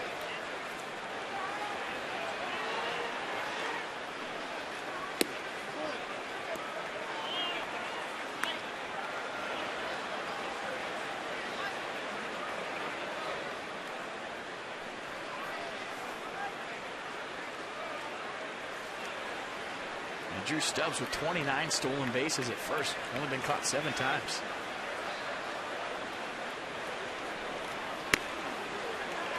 I'm sure a lot of that conversation at the mound was about that. And we got to get the hitter, but in a one-run baseball game, don't forget about the runner at first base. He can fly. FP, a question based on what I've seen tonight. Jordan has given up some home runs in recent starts, throwing the ball over the plate. Is he trying to maybe be a little too fine with the fastball tonight? He just hasn't had it as far as his mechanics and a comfy feeling on the mound. It looked like Stubbs was going right there on the throw over, flinched a little bit.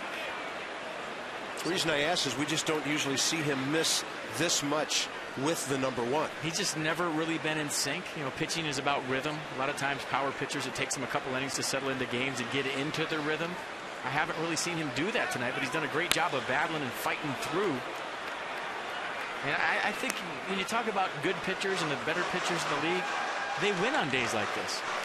They go out there with their 75% and they go right at you with 100% of their 75% because, you know, every fifth day you're not going to feel frisky. You're not going to feel froggy and go out there and have your good stuff and your good location. And to me, it's about somebody's makeup when they go out there on those days when they don't have it and do what Jordan Zimmerman's done so far tonight. Yeah, and in this case, a one-run game. It's not like he's ahead 5-0 and has any room for error here. And again, he'll foul another one away. Stubbs was not going as he was on the previous pitch, and the count's 2-2. Number 8 hitter Paul Janisch, if the inning continues.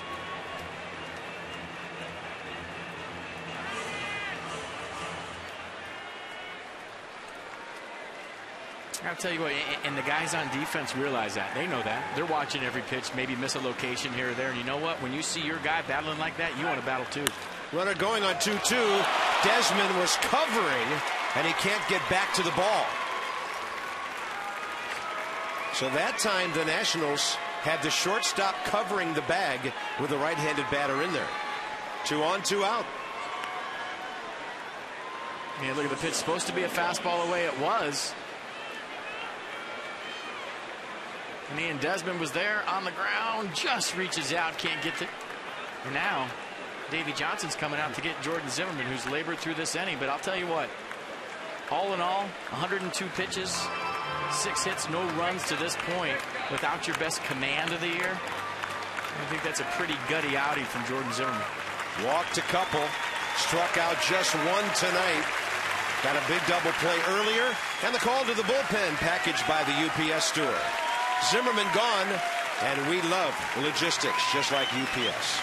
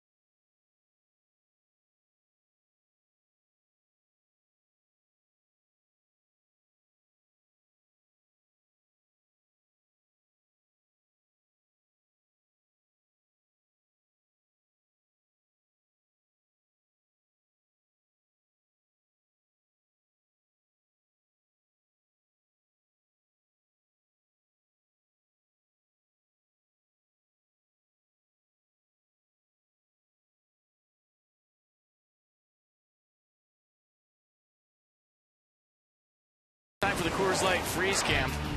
You want to know how fast this ball was going? It's coming right back at Jordan Zimmerman, by the way. Jumped the gun a little bit right there. The truck tells me 104.3 miles an hour. 60 feet 6 inches away, 104.3 miles an hour. And that is some serious reaction time from Jordan Zimmerman. Coors Light Freeze Cam brought to you by Frost Brewed Coors Light. 5 2/3 for Jordan, 6 hits, couple of walks, a strikeout. 102 pitches, 64 strikes. So he will yield to Ryan Matthews here with a tying run at third base and 2 down. And for the busy young man, 27 years of age.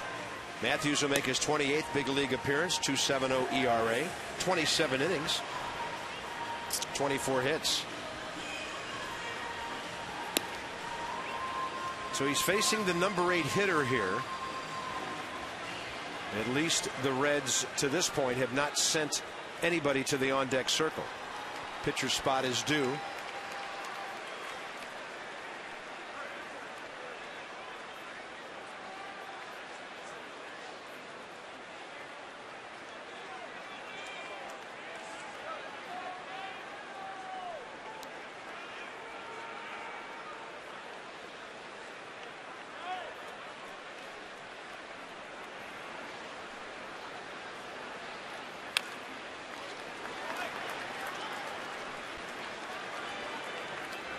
There's Jose Arredondo, who we saw Tuesday night.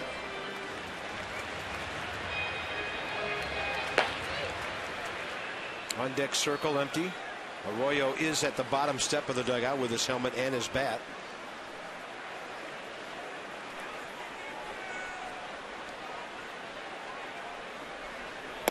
And the 0-1 pitch over but low, counts even.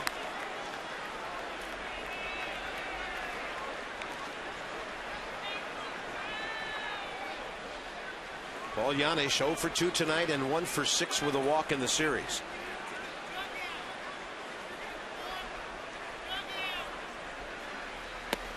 Oh, locked up on a breaking ball.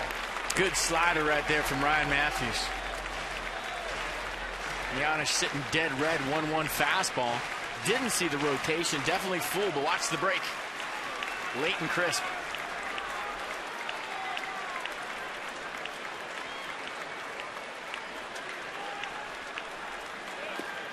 Another one, and Flores keeps it close.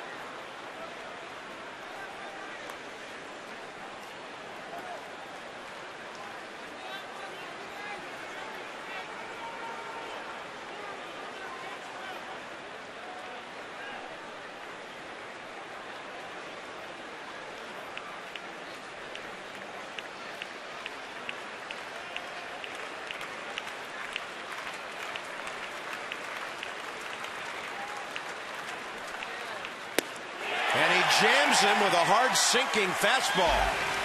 Top of the 6th inning over, and the Nats will hold on to their 1-0 lead. Jordan Zimmerman likes it. What an outstanding pitcher's pitch.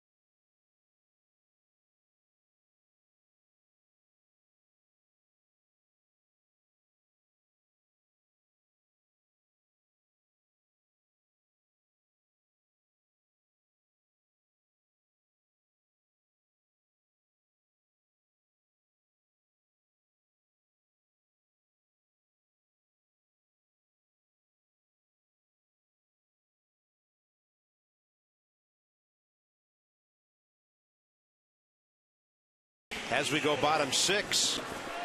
Not a lot of walks in this one the way these guys are working, but for every Nationals walk drawn this year, $50 from Care First Blue Cross Blue Shield to the Boys and Girls Club of Greater Washington, D.C.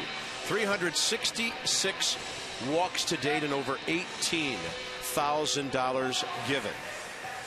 Care First Blue Cross Blue Shield wants each of us to take that first step towards a healthier and more active lifestyle. Well, Bronson Arroyo due to bat first in the 7th. So he works his 6th inning against Rick Ankiel, and nothing wrong with what he's done tonight.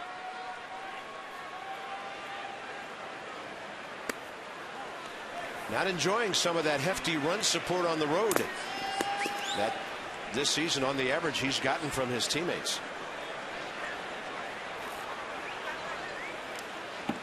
2-0.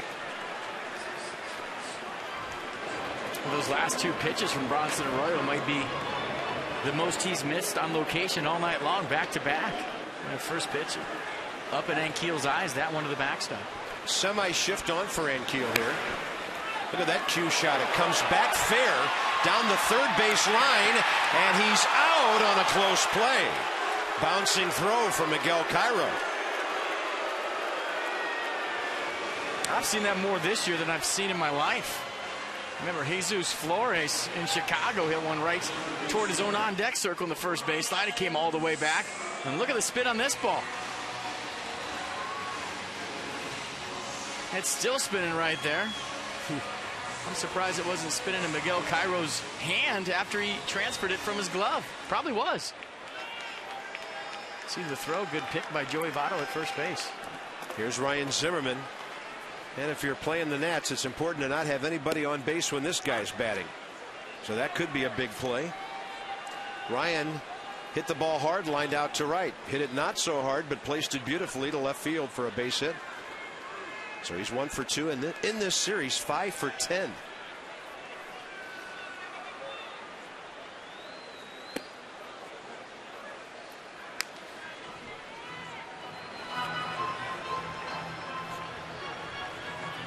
Michael Morse 0 for 2 this evening. You can look to the field, know how they respect Zimmerman. They're just playing him pretty much straight away everywhere. Joey Votto is the one guy who's a bit out of position. Probably 35 feet off of the line at first base. Cardinals do that too, and I like it. You know, they're taking away that hole right there. And the percentages of balls that go between the first baseman and the line when he's playing in the standard position, there probably aren't that many. Good fastball in there. So why not take away that hole? If you have an athletic first baseman that's got good feet that can get all the way back to first base, now you're covering the middle where you see a lot of balls go. But very rarely do you see balls just go straight down the line, especially from right-handers.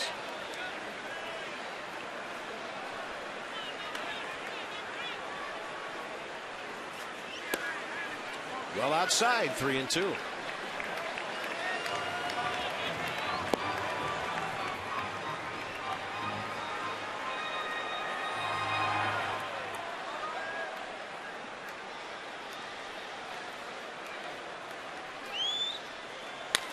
And a little chopper. Arroyo slows it down, but he gets a nice big hop.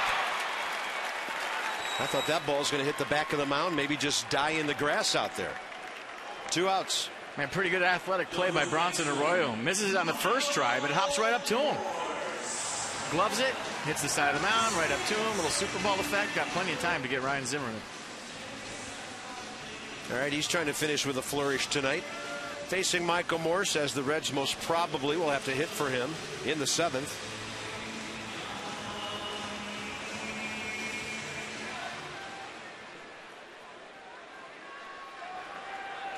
Arroyo, though, only at 82 pitches right now. If they trust him as a hitter, maybe they leave him. Nobody's throwing in the bullpen right now for the Reds.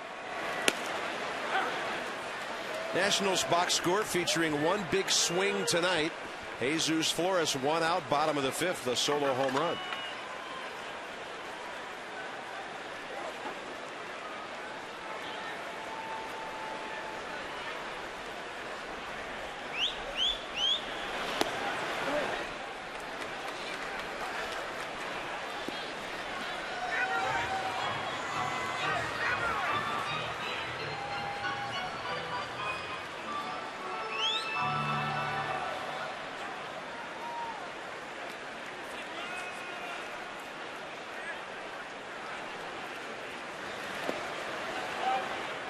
Super slow again, 2-1. Good take right there by Michael Morse. Now, what I'm noticing tonight from Michael, he's getting to his front side a little quick.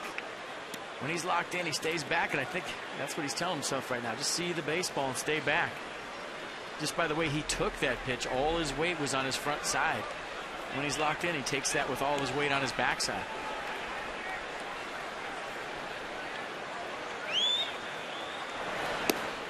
That's a big looping breaking ball that drops right on the outside corner. Verizon on this pitch track. You watch the pitch, I'm watching Michael Morse. This was a better take. He keeps his weight on his backside, and he was in a position to crush that baseball if it was a strike.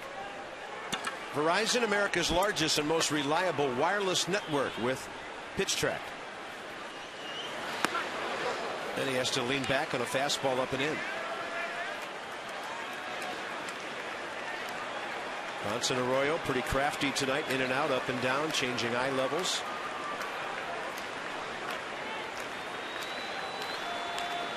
Both starters lots of full counts tonight. Good at bat by Michael Morse. He's aboard with 2 down. Second walk issued by Bronson Arroyo tonight. He walked Desmond leading off the first. Worth is 0 for 2. A couple of routine balls in the air. One to center, one to third.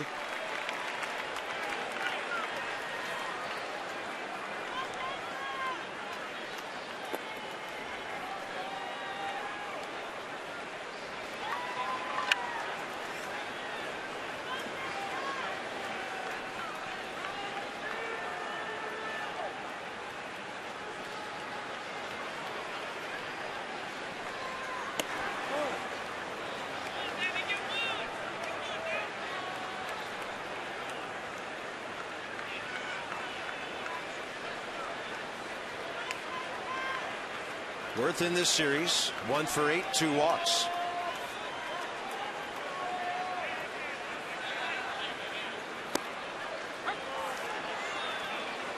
This is a situation where the Nationals can do some damage with 2 outs. Well, Dusty Baker has given Bronson Arroyo a chance here to get a victory, so nobody up in the Reds bullpen. This is his inning no matter what. You go quick 2-strike damage with 2 outs. Dusty Baker's leaving him in. Nobody up. Worth will foul that one off of his foot. Strike 2. And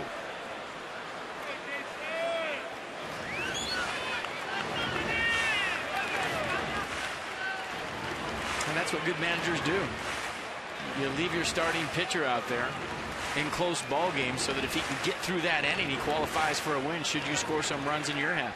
Close ball game last night. He pitched Johnny Cueto into the 9th inning before the Zimmerman home run stopped his night. I talked to him about that. He said that was a very tough decision. He let Johnny Cueto hit with the bases loaded, had a pinch hitter in the on-deck circle. And exactly what we were talking about, Carp. He said 2-run lead. I had to go with Johnny Cueto. He pitched a great ball game. And I liked him, frankly, better than anybody that was going to come in because he's my guy. He's my horse. He's my best pitcher. I like that mindset by a manager. Jason Worth with a base hit on a pitch hanging. 2-2. As in 2 on 2 out now. That'll get Danny Espinosa to the plate. And Danny's had 2 good at-bats tonight. Moving the ball to left for a base hit and a fly ball that was nearly a hit. Here's the Jeep Exmo. And check out the swing from Jason Worth, getting his hands inside the baseball, fighting it off the label for a knock. And he'll take it. And this is what I'm talking about, the quick 2-strike, 2-out approach. Off Bronson Arroyo, nobody up in the bullpen. It's all his game. He got a chance to get a quick run. I like it. His manager looking for a reason to leave him in the game, whereas many can't wait to find a reason to get a starter out of a game. Well, that's why guys like to play for Dusty Baker. The offers won't last long. Hurry into your local dealership for the Chrysler, Jeep, Dodge, and Ram summer clearance. They bring us our Exmo.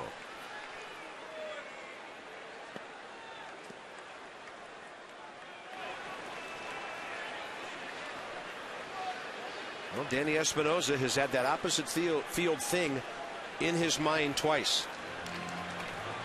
And that's good for him because you can set up a pitcher that way. Hit a couple balls hard the other way. You know that they're not going to throw you away. So what do you do your 3rd time up? Maybe cheat early in the count and look for something middle in and turn the fan on. And those are nice approaches. You like this swing to left field for Danny Espinosa from the left side. But he's got a chance to go quick strike here and a fastball in early in the count.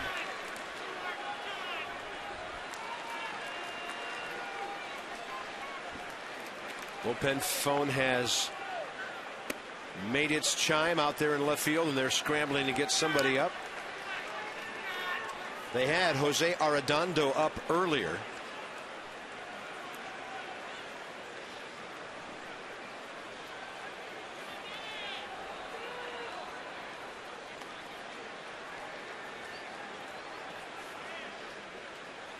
Espinosa hits it hard to his right. Phillips boots it. Bo Porter will be careful to hold Michael Morse and keep him from rounding that bag too far. And the bases are loaded for Johnny Gomes. See, this is the danger when you're giving your guy a long leash trying to get him a win. If you don't have your pen up, you can get caught just like this with 2 outs. And this is just a stall piece right here to buy the bullpen some time. Brandon Phillips ranging up the middle, got his glove on it. And a great job by Bo Porter at third base. He was all over Michael Morse. He took a big turn, and he gave him the stop sign, get back, get back. The throw's coming back door. That's a good sign of a third base coach keeping his runner close to the base. Yeah, did you see what David Wright did to Cameron Maybin last night? Play over third base. Here comes the runner. Fake the throw to first because he had no play. Runner rounds the bag, and he tags him out. So you have to be real careful over there. They're going to call it an error on Brandon Phillips. That'll be E4. And his 5th of the year on a ball that was not hit directly at him. And now the Nats could have a chance to make this really pay off. And nobody would like to do it more against his old team than Johnny Gomes. I feel like he had the play of the game today, a momentum changer for his team. He could put an exclamation point on a great night with a base hit here. Yeah, that was huge.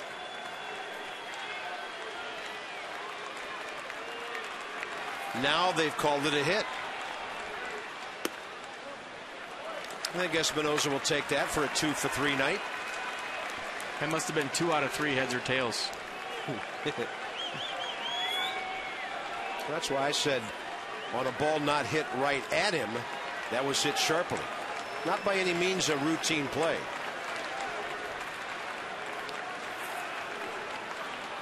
Johnny Gomes, base hit left field. Here come 2 Nats. Worth behind Morse. Safe! 3-0 Washington. I'm telling you, Jason Worth got an unbelievable jump off second base. That guy knows how to run the bases no matter how many outs there are. And that's the 2-out offense I'm talking about. Doing damage. Nobody on, 2 outs. A walk to Morse. A base hit by Worth. Espinosa with an infield single. And Johnny Gomes putting an exclamation point, on a big night. I'm so excited I got to slow down. And there's no better feeling than against your old team getting a big hit. I'm telling you what. Sometimes you fall into a trap of trying too hard. And for Johnny Gomes, the great play in left field tonight. The big knock right there. And everybody in the Nats dugout in this ballpark fired up. Yeah, and guys will tell you, it's just another ball game against another team. I'm not buying it. No, that's big. Yep. Well, good for him. All right, the Nats have tripled their lead now. They've out-hit the Reds 7-6. And here's Jesus Flores, who got all this going 9 at-bats ago with the home run. Something going on between the Nats dugout and the home plate area. On-deck hitter. So they're going to tell the Nats to get a hitter in the on-deck circle when there was no hitter an entire at-bat on the Cincinnati side last inning. Alex Cora doesn't mind. He likes being out there. He's not going to hide down in the dugout. Flores out to left center. Ball hanging up for Sapelt. But a good inning for the Nats. All starting with a Michael Morse 2-out walk on a good at bat. Johnny Gomes finishes off the 6th.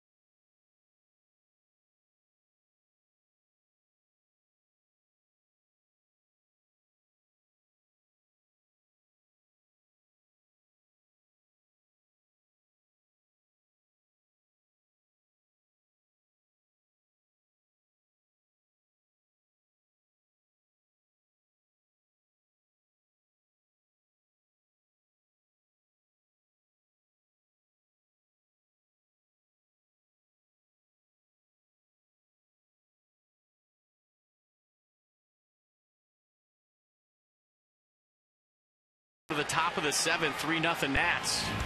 A lot of candidates tonight. Maybe the Johnny Gomes catch in left field. Maybe his base hit just a minute ago. But how about Ryan Matthews coming out of the bullpen with a big strikeout, tying run on third base, coming out of the pen. And as we speak, Ryan Matthews is leaving the game. Pivotal plays happen in sports, and they happen in business and government too. See who's making them at pivotalplays.com, and we hope that Ryan Matthews is okay. The Giants, former Giant Fred Lewis in the on-deck circle to pinch hit, leading off the 7th.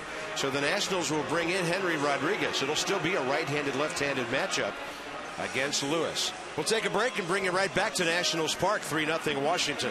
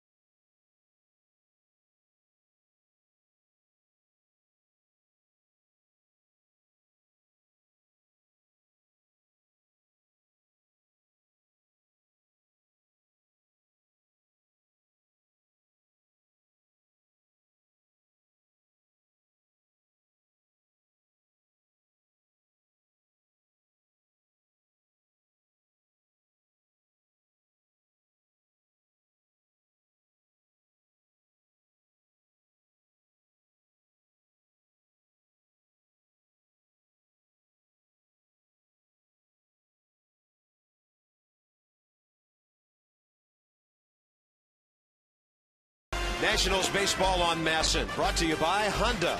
See your Honda dealer and discover the great values now being offered. And by Columbiana in theaters August 26th, rated PG-13. Beautiful night on the banks of the Anacostia. Right across the river, Nats Park, and a 3-0 Washington lead now as this one moves into the top of the 7th. For you folks that have season tickets, renew by September 15th and receive a discount. Red carpet rewards, Grand Slam easy payment plan, and a Curly W renewal gift await. Nationals.com/renew. So the injury situation with Ryan Matthews gives Rodriguez all the time he needs to get ready. But then right behind him could be Tyler Clippard based on how things go. And Fred Lewis, the speedy left-handed hitter for the Reds, will be the pinch hitter leading off the 7th. Yeah, this is just a kind of a go-between. Davey Johnson didn't expect Ryan Matthews to be injured, and we'll let you know something when we hear something. I would imagine a short leash for Henry Rodriguez in a 3-run ball game with Tyler Clippard up in the bullpen.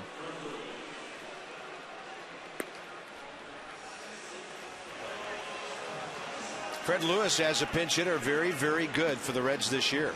10 for 26 with a homer and 5 RBIs. That's a .385 pinch hit batting average. Who does that anymore? Fred Lewis. They have another pretty good one in there too. 9 for 28. Chris Heisey, who's on the DL right now. You do it that good, guess what you are the rest of your career? A pinch hitter. Part-time player. I used to make fun of you when you come off the bench, you get a pinch hit. They say, you know what you are now? A pinch hitter.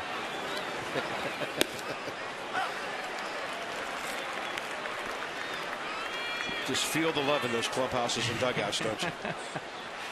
You got to have thick skin, that's for sure.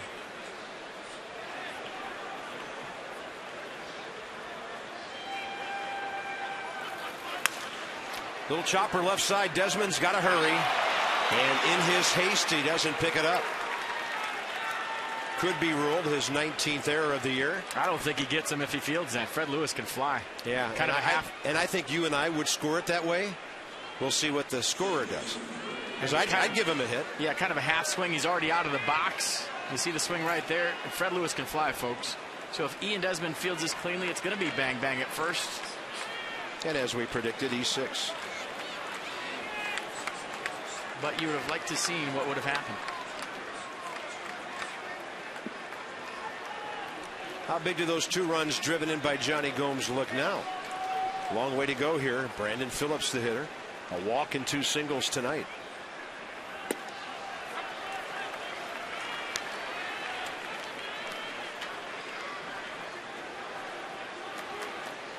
Well, this is when you start to think about the 3-hole hitter in the dugout. Oh, yeah. You talk about presence and how guys affect how you pitch to certain guys. When you have a presence like Joey Votto a couple hitters away, you start to feel it.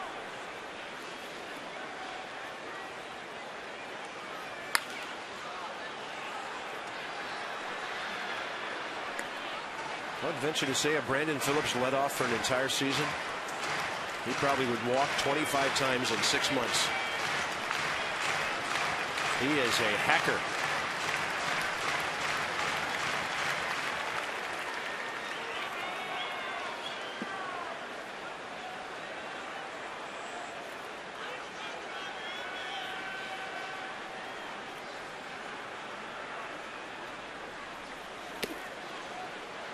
Good stop by Flores.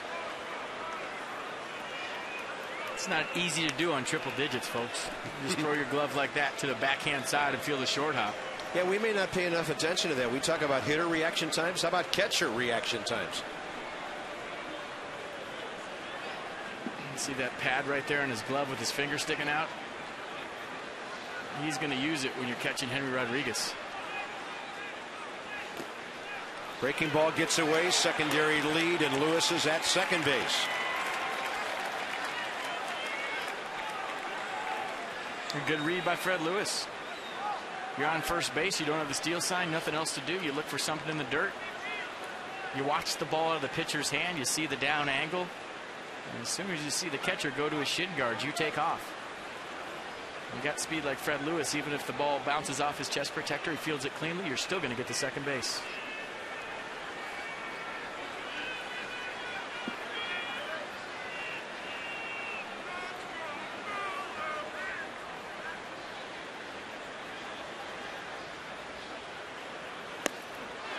Oh my, that one's off the glove of Flores, and now Lewis has been given the last 2 bags by the Nats. Well, you could argue he's been given the last 3 bags. Yeah. Pass ball all the way on that one. So he made the tough play to the backhand and just whiffed on the fastball. How short would the leash be here with Clippard ready? Davey Johnson has not hesitated at all to go to him in the 7th inning lately.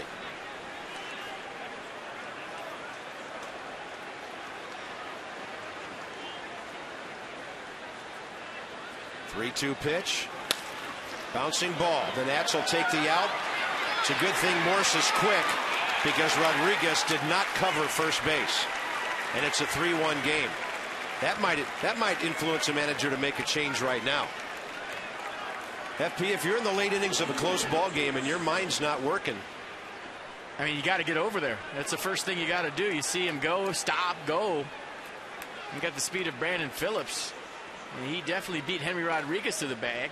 Great play by Michael Morse. Good hustle, slide into the bag. And he could have got hurt on that play. Watch where the cleat is. Watch where the foot is. You step right on an ankle right there. That doesn't feel good. Outstanding by Morse for the first out. Sapelt will take one outside corner. Now Clippard had sat down during that at bat. And as soon as that ball was hit, he got back up and is throwing in the bullpen again. I think if Joey Votto represents the tying run in this baseball game, it's Tyler Clippard. Agreed. All-star versus all-star. Bring it on. He will bat in this inning.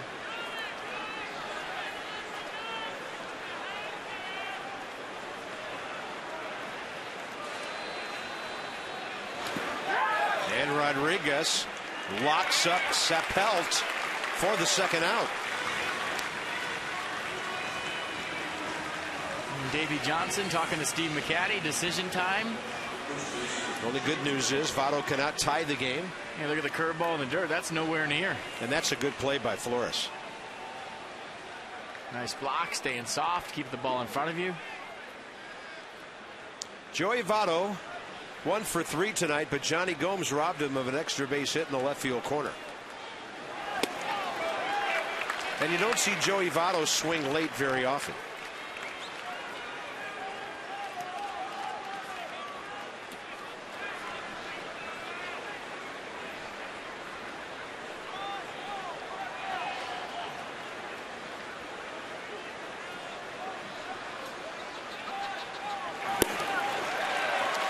Goes from 92 to 93. Those are both changeups. They are. Good down movement on them. You see the late downward action. Joey Votto sitting on 100. He gets 93. That has split action to it. Two of the best pitches I've seen Henry Rodriguez throw all season.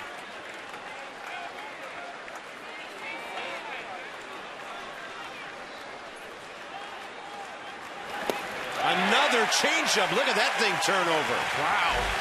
And Henry Rodriguez, other than the wild pitch, a pretty solid 7th inning.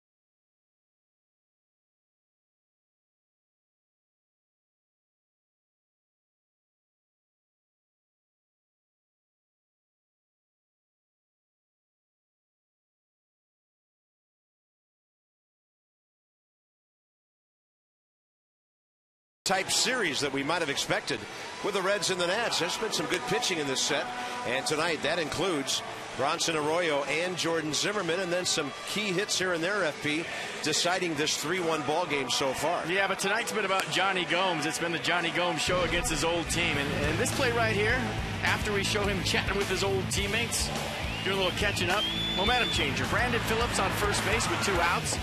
That ball drops. Brandon Phillips scores easily, so the score is 0-0. He comes back to the dugout, high fives everywhere, starting to feel the vibe, and then he comes up with a big bases-loaded single with 2 outs. And watch the celebration in the Nats dugout. Watching and Desmond in the background, watch the guys pointing at Johnny Gomes, saying, "You're the man." And that's the difference that Johnny Gomes has made with this ball club since he's been here. Just his presence, his vibe, the energy he creates. And you saw it right there with one swing of the bat. Jose Arredondo takes over, and that's our Cox Wireless game summary. Brought to you by Cox, the unbelievably fair wireless service now provided by them. Visit the Solution Store or www.cox.com. Jose Arredondo pitched a scoreless 7th with a strikeout here on Tuesday night, retiring Ankiel, Espinosa, and Zimmerman. Right here, it's Lance Nix for Henry Rodriguez. So what does this Red, ex-Red, have in store for his teammates tonight? I know what Arredondo has in store. Fastball, slider, split. Fastball 94, slider 81, split 84.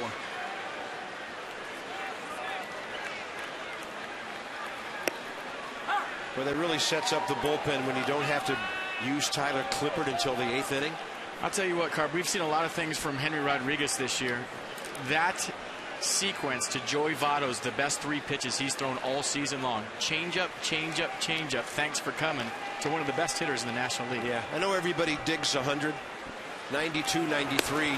93 look pretty good when you got a guy looking for the gas. Have you ever seen a hitter that far out in front of 93 miles an hour? I mean, he swung at that like it was 70. Yeah.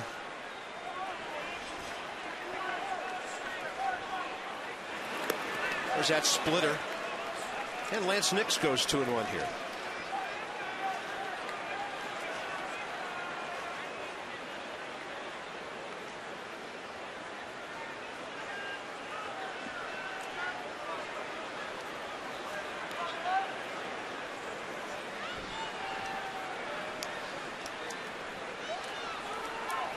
And a 3-1. The Nix slams foul off the catcher's gear.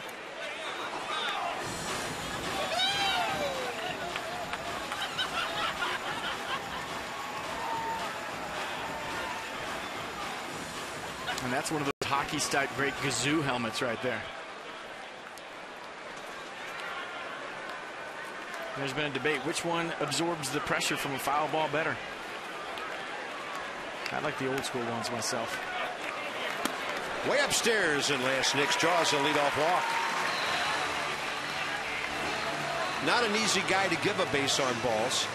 Lance only his 19th walk of the year in 278 official at bats. By the way, that Chipper Jones home run held up in Atlanta tonight. Kimbrough got his 37th save. The Braves beat Tim Lincecum and the Giants 1-0. It's the only final in as they still wait rain in Philadelphia. Former net Bill Bray and the right-hander Nick Massett for the Braves, or rather for the Reds now. Top of the order, Desmond. I don't think Lance Nix is going anywhere. He's been nursing that Achilles for a long time now. Maybe Dusty Baker seeing if Davey Johnson is thinking about a hit and run. He's thinking about sacrifice, at least on that pitch. And sometimes you throw over to first base to see if the batter squares around or flinches. So that's what that throw over was all about. And by the way, hats off to Bronson Arroyo, who battled tonight. He was coming off an Achilles that was bothering him from a couple of starts ago. And he battled pretty well, but Johnny Gomes got him in the 6th, right at the tail end of his outing tonight.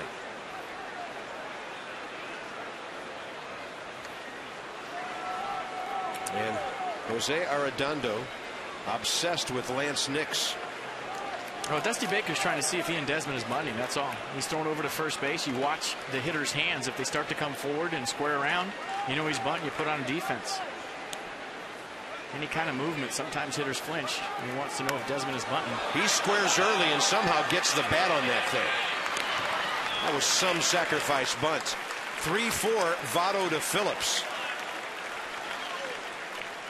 Yeah, it looked like Ian Desmond got the squeeze sign for Bo Porter. He squared around a sacrifice bunt. He decides to do it on this pitch. And I think it was hit or be hit. Bunt or be smoked right in the chest with the fastball. Boy, and those fingers were close too, weren't they? Yep. Getting the job done, though. Lance Nix in scoring position. Nice bunt. Ian Desmond, 10th sacrifice bunt of the year. Dusty Baker wants the ball with Rick Ankiel coming in. That should mean Bill Bray, the former Nat. Expecting a lefty-lefty matchup as Cincinnati goes into the bullpen again. Good job by Desmond. Nats trying to score an add-on run.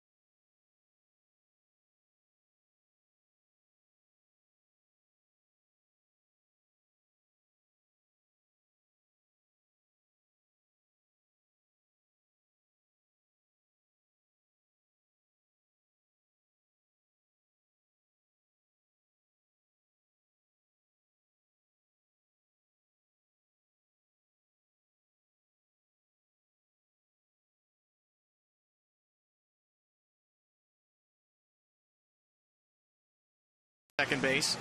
Let's go back to the Henry Rodriguez versus Joey Votto battle. And this is his best job of facing a tough hitter all season long. First pitch changeup, second pitch changeup, third pitch changeup, and that's one of the best hitters in the National League way out in front. So it was good morning, good morning, and good morning. He didn't even get to afternoon and good night. 3 changeups in a row to Joey Votto. We haven't seen him do that all season long, and that's pitching, folks. Bill Bray's 63rd appearance, the most on the Cincinnati staff, and a 2.33 ERA in 39 innings to go with it. He's been striking guys out this year, 33 Ks in those 39. He's overcome some injury battles and become a pretty dependable reliever. Hasn't really pitched a lot since 08 when he got 63 games for the Reds, 35 last year. Traded by the Nats to them at the All-Star break in 06.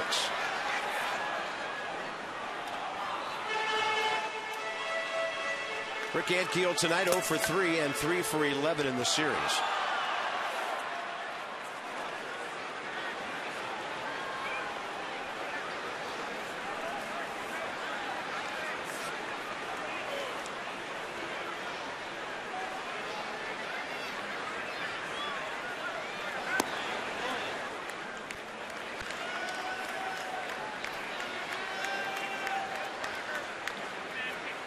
Ray pitched a scoreless 8th inning here in the Nats 6-4 win on Tuesday night.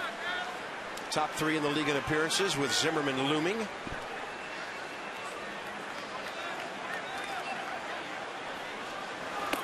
And a good eye by Rick Ankiel. It's real important for Rick to stay disciplined here. Maybe keyhole something on 3-1. With a dangerous hitter coming up. They do have a right-handed pitcher ready for Zimmerman. Lance Nix walked to lead off the inning, pinch hitting, sacrificed to second by Desmond.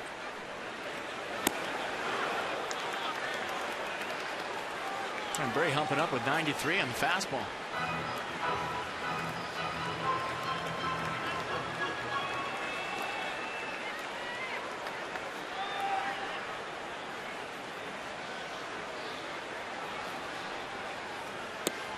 Good AB, Rick Ankiel. A couple of guys tough to walk here in the same inning.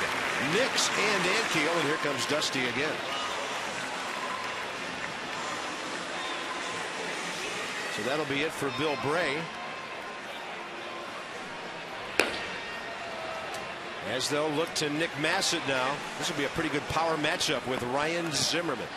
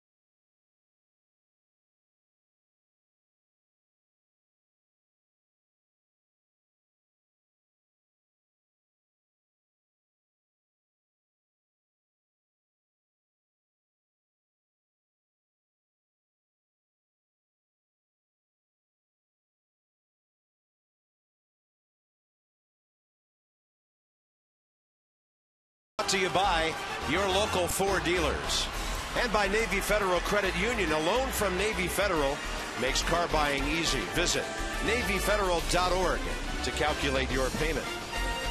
On a beautiful night in Washington, the rain has stayed off to the northwest and to the north of us. Uninterrupted baseball for the last 2.5 hours. Long ball game shaping up. Bottom of the 7th, and the telecast presented by authority of the Washington Nationals. And may not be reproduced or retransmitted in any form. And the accounts and descriptions of this game may not be disseminated without the expressed written consent of the Washington Nationals. Hard-throwing right-hander Nick Massett. 156 games for the Reds the last 2 years.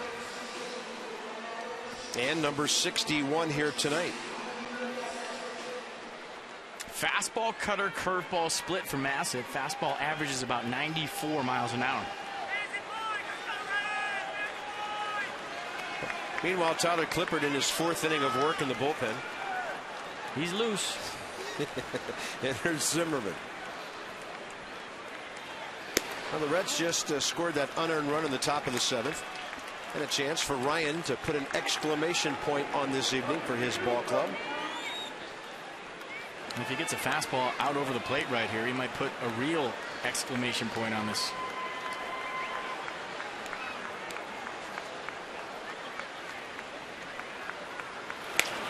Right off the end of the bat into the dugout.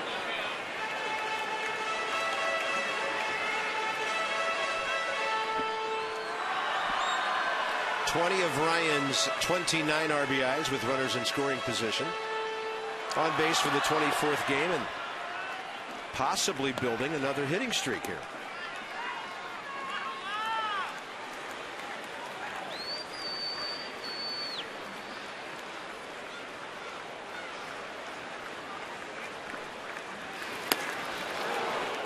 Pretty good stuff away from Massett. And that was the cutter.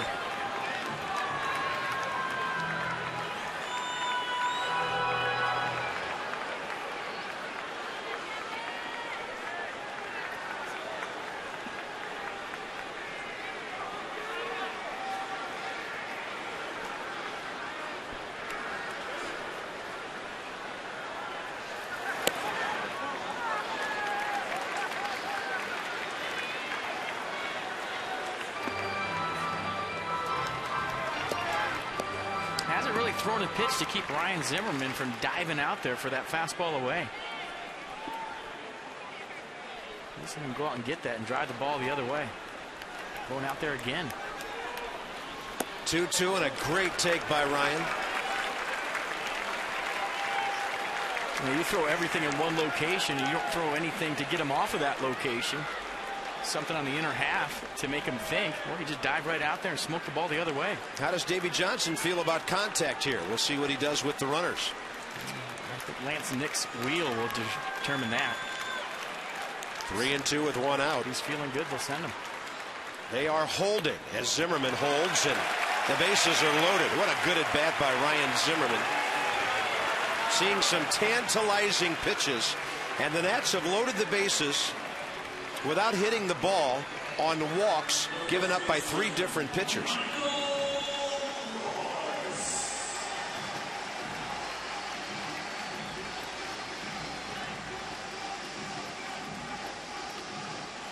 It'll be interesting to see if they work Michael Morse the same way. The book on Morse recently has been in, hard in. And everything from Massett so far has been away. Morse 0 for 2 with a walk. And a bouncing ball. It took Mike forever to get out of the box. And look at that. Brandon Phillips avoiding Ryan Zimmerman and still having time to work the double play. It just took Michael forever to get out of the batter's box on that swing.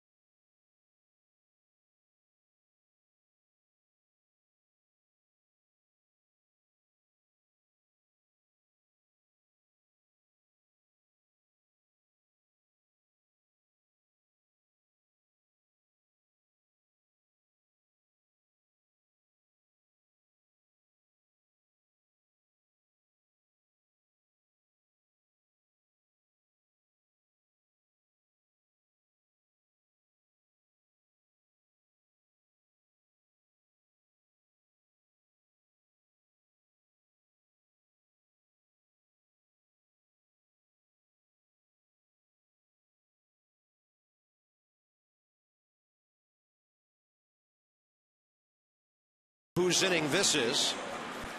It'll be Tyler Clippard. We'll talk about him in a moment. Get maximum access to exclusive Nats interviews, special behind-the-scenes content, available only through social media. Be the first to know when you like Masson on Facebook at facebook.com/Masson Nationals. It's content and contact you just can't miss. All right, another 8th inning for Tyler Clippard. I see the numbers on Tyler Clippard right now, and he's been good. 80 strikeouts and just 21 walks. Our opponent's hitting 160 this year against Tyler Clippard. I don't know about you, partner, but all of a sudden I got an uneasy feeling about this ball game. You give the Reds a free run in the 7th, and you have bases loaded, a chance to really step on their throats and don't get the job done. Yeah. And that happens, but when you let a team like this that can swing the bat hang around, all of a sudden you start thinking about things. Well, I can think of a bases loaded double play that really hurt last night. So here's Clippard against Bruce. I mean, this is the inning. Drew Stewart obviously would come on for the 9th, but you're still in the heart of the Cincinnati batting order right here. 4, 5, 6. Even though it is Miguel Cairo next and not a guy like Scott Rowland who's on the DL.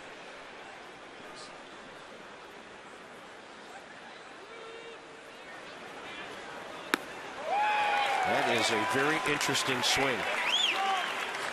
Well, that's the elevated fastball from Clippard that we've seen all season long, and for whatever reason, and I say this all the time, I would love to get in the box and look at it, because it must look like it's going to be about belt high, and it always ends up about letter high or above, and guys swing right through it. Something about the delivery and the release point. There it is again. Nobody can get to it.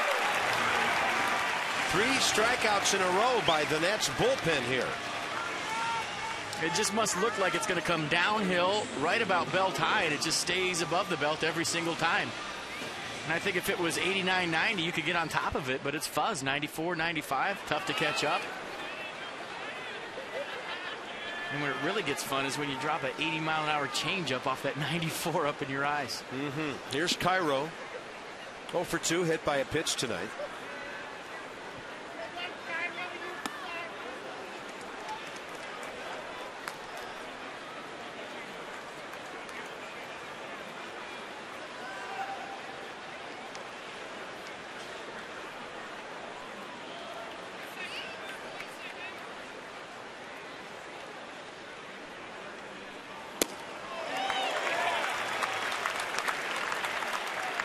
Pretty good changeup right there.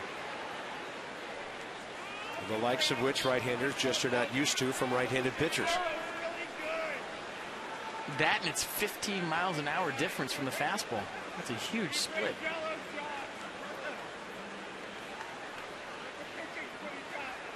Then he pulls out the breaking ball that we see maybe once every time he pitches. Third man up in the inning, Drew Stubbs, who's 0 for 2 with a walk tonight. The Nats have only allowed the Reds more than 1 hit in 1 inning tonight. Counts even 2-2.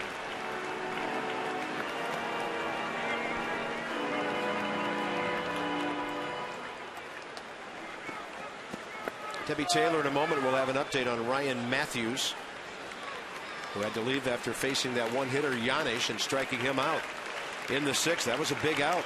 2 on, 2 out in relief of Zimmerman. There's a changeup. Really slowed down that bat, didn't he? Danny Espinosa over to grab it for the 2nd out.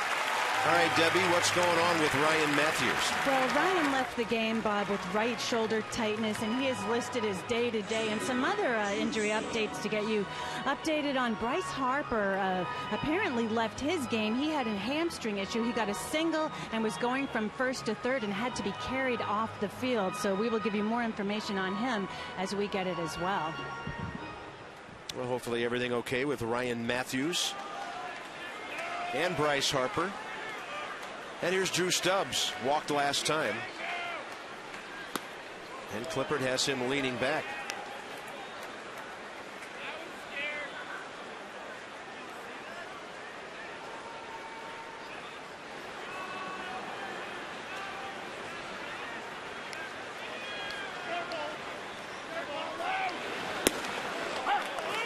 that one just floated in there. 81 miles an hour. It seemed like it took forever to get to the plate.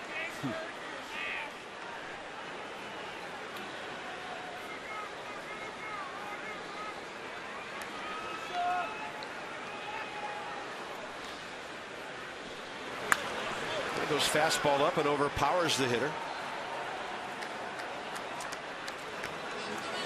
Check out our game flow with our friends from Hankook Tires, who say, be one with it. With the road, Hankook Tires. And thanks to Tyler Clippard and the work of Henry Rodriguez last inning, pretty good game flow going for the Nats bullpen right now. 2 in the 6th to take a 3-0 lead, an unearned run given up in the 7th. And now the back end of the bullpen trying to take care of the rest.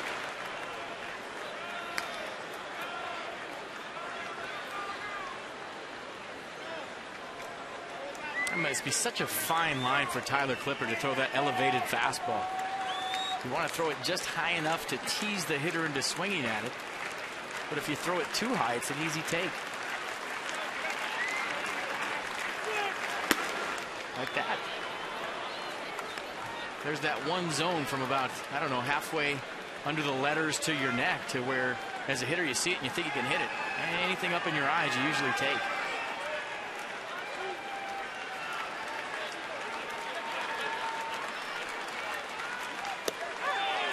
And Clippard's going to get Stubbs looking. Ho-hum. Another scoreless inning for Tyler Clippard with 2 strikeouts. Setting things up beautifully.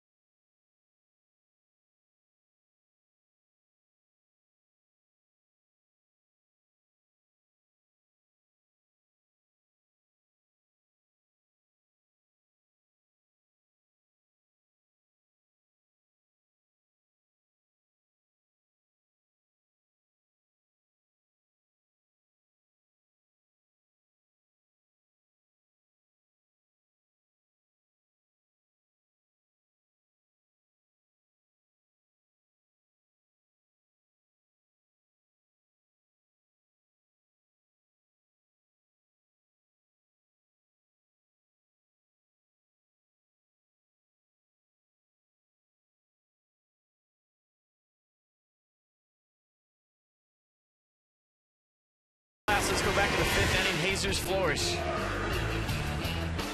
It was cold, it was hard, and it was a blast. Got a fastball up from Bronson Arroyo. Created some serious backspin, just enough to get in the bullpen on a humid night. So he hit that ball very well. And that's our Coors Light Cold Hard Blast. First home run since May 8th of 2009, the day before he hurt his shoulder. Career RBI number 100 on his 17th career blast. Good for him. And now the last out, and handling pitchers equally as important. Yeah, good changeup right here from Clippard, but watch the frame job from Jesus Flores. You reach out and stick that ball, catch it early, and present it to the umpire as a strike. If you let that ball get deep, it's too low, it's called a ball, but he reached out to get it, made it look like a strike, and got the call. That was a nice frame job by Jesus Flores. McMassett's still in there for Cincinnati as he faces Jason Worth. Worth a base hit last time that was important. Helped the Nats get the bases loaded for Johnny Gomes. And Danny Espinosa follow with a hit off the glove of Brandon Phillips. A pretty good hammer right there. Wow.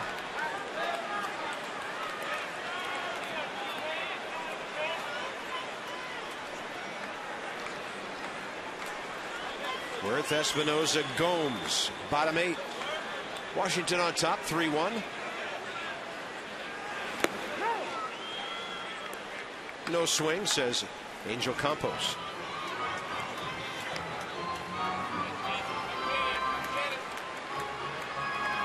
Crowd of 19,508 going to be sitting through a 3-hour ball game tonight after a half-hour rain delay.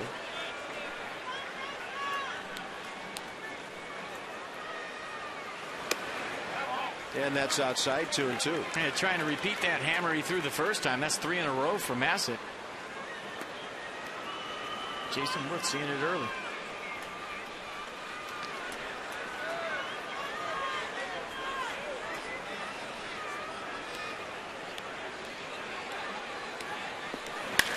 Worth will drill it the other way. 2 consecutive hits after he had gone 1 for 8 in the series. So Jason Worth's aboard, leading off the bottom of the 8th. That's one of his better at-bats of the season. Laid off some tough curveballs away to get to a fastball. Let it travel, got his foot down early, and this is a pretty swing. Now watch this. Fastball away, let it get deep, let it travel, back it up, get the barrel on the baseball, and that ball was squared up. Pretty good at-bat.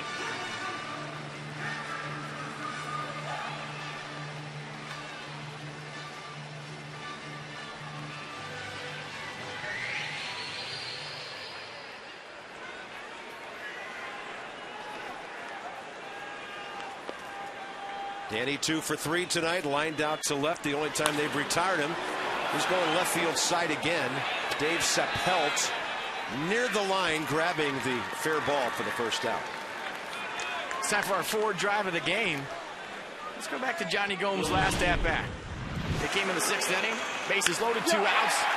Knock, couple of stakes.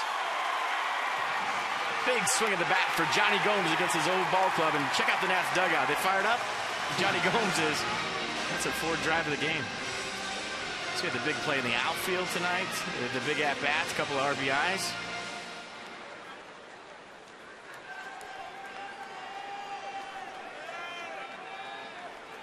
RBIs number 5 and 6 as a Nat. And he has 37 on the year. Hot shot to third. Cairo for 1. And Gomes beats the relay. That was pretty well played by Cairo and Phillips. 5-4, fielder's choice. Ball hit pretty sharp. And Cairo going to a backhand, stands up. Good throw over the top. Perfect feed to Phillips. Johnny Gomes hustling down the line, beats the relay.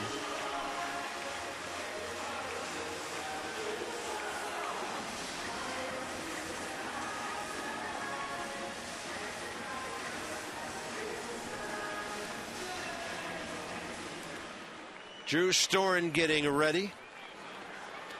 Top of the 9th, 1 out away.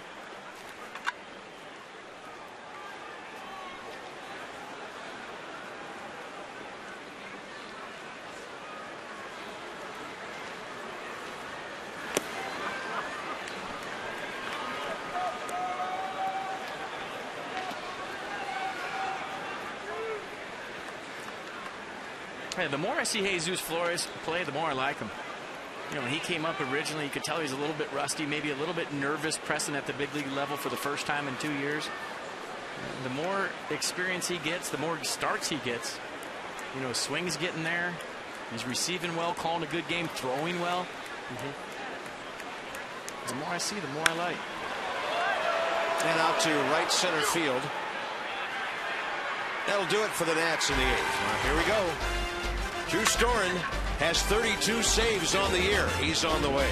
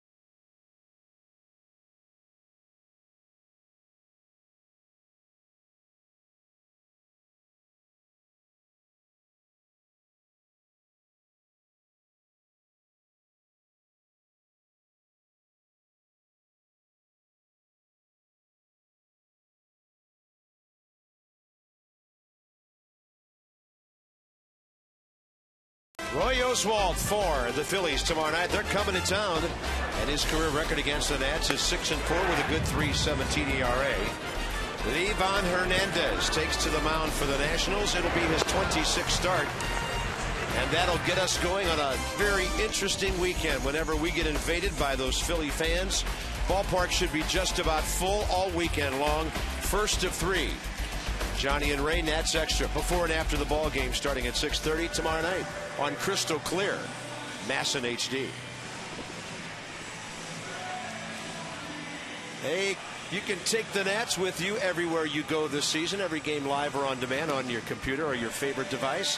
Visit nationals.com for info. We call it MLB.tv. Baseball everywhere. Very reliable outfield defensive guy. Brian Bixler takes over here in the 9th. Andrew Storen. Some of the Cincinnati guys, FP, were saying after his killer slider performance Tuesday night, some of the best stuff they've seen all year. Well, he's been locked in lately. He's got the 4-seam fastball going, the 2-seam fastball going, but the slider has been outstanding. You check out the late break on it, and it's almost unhittable. He threw that good slider in Philadelphia to Ryan Howard, and ever since then, confidence level's been higher than high. And coming out there with a little swagger, getting the job done. So for Drew Storen, the key is strike one and getting the ball down. Hannigan, Yanish, and then the pitcher's spot. When it's clip and save with Storen, the Nats are almost unbeatable this year.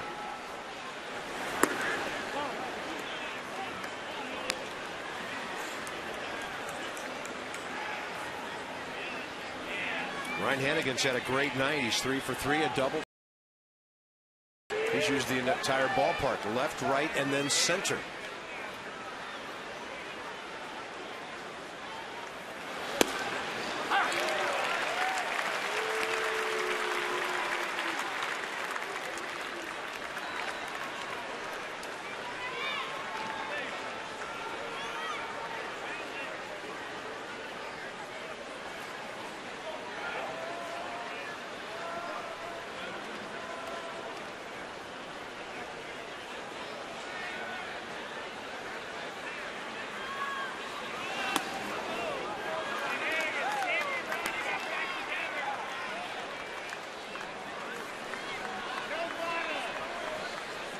There's a number 8 hitter, Yanish.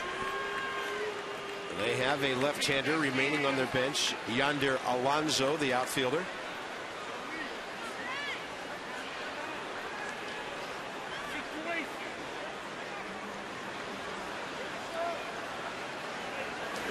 And Storen misses upstairs with a fastball again, 3-1. Front side's flying open.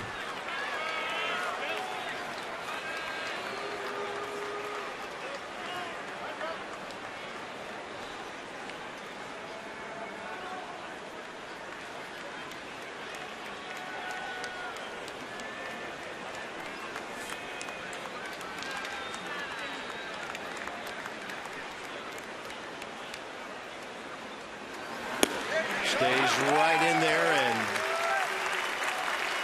gets a nice one to the outside corner, and the count's 3-2.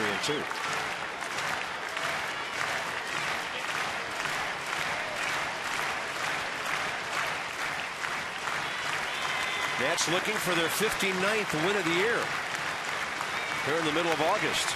3 years ago and 2 years ago, that number didn't come till the last week of the season.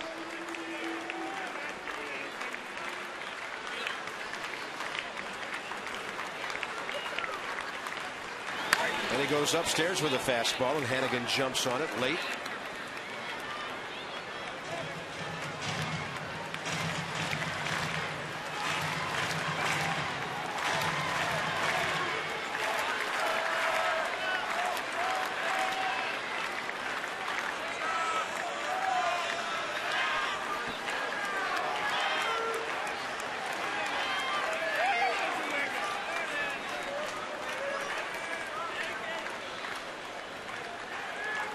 Throws him a strike and makes him earn his way aboard here in the top of the 9th. And a 4-for-4 night for Ryan Hannigan, the Cincinnati backup catcher. And pretty good at bat again from Hannigan. And the reason I said strike one is so important for Drew Storen, allows him to get to his slider. If he's pitching from behind the count, it's fastball, fastball, fastball, fastball. Did a good job of locating that 3-2 fastball for a strike and making him swing the bat. But you throw strike one, you're able to get to that slider. So they won't wait till the number 9 spot. They'll go ahead and pinch hit Yonder Alonso right now.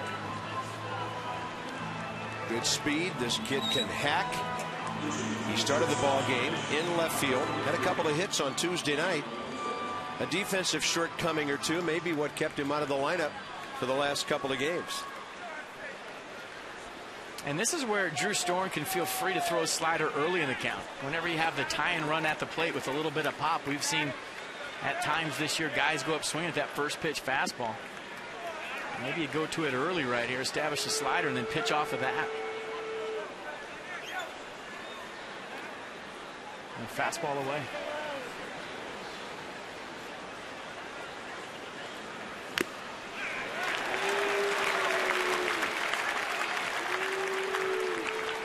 Alonso's also been good as a pinch hitter so far. 3 for 7 with an RBI. And Ramon Hernandez steps up to go on deck for the pitcher.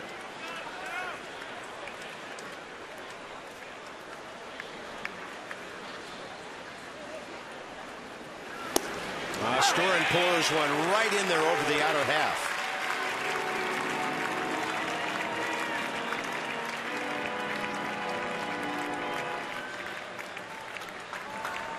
Might be slider time.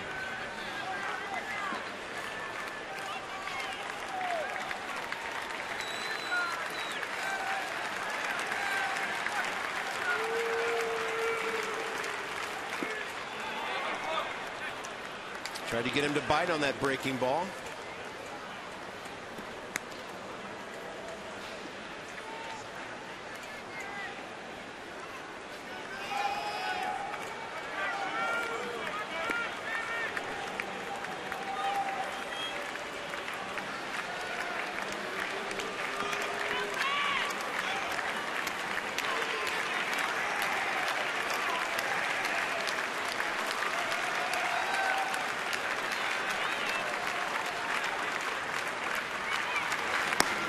Backdoor slider gets him looking. That ball right around the outside corner. What can you possibly do with that as a hitter? And it starts off the plate and comes back. Alonso gave up on it. Good frame once again by Jesus Flores buying the call. You see him reaching out there, sticking it and holding it. It's a good job of presenting as a strike like he did last inning.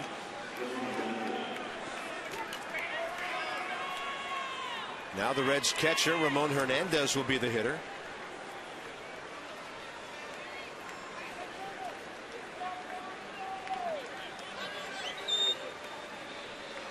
Three for 5 with an RBI as a pinch hitter this year. Started the first 2 games of this series. And Storen gets the fastball in there, 96.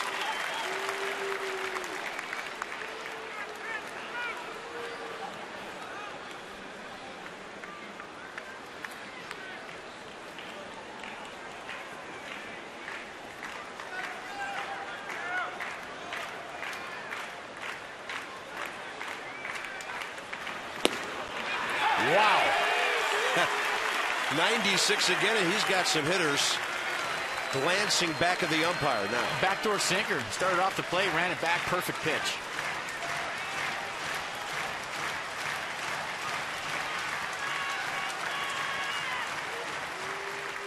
He can do that again, or he could go to the slider.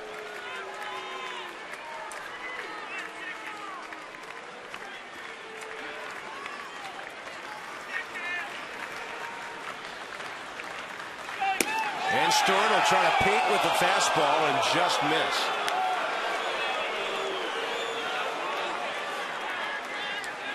That one might have been a little farther outside than the one before. Let's check it out. Oh, that was close.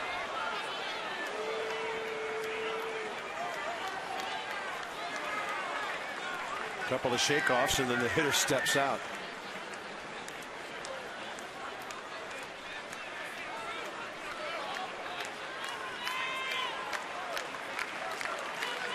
Everyone's thinking strikeout. Jesus Flores is thinking ground ball. And he's been a good human backstop all night long. Talking about Flores, you know, lately it's probably not even spring training for him. It's probably winter ball and then some spring training. And now finally, as you have noticed, rounding into the catcher that we saw 07, 08, 09 before he got hurt. Really just about 4 weeks of the 09 season.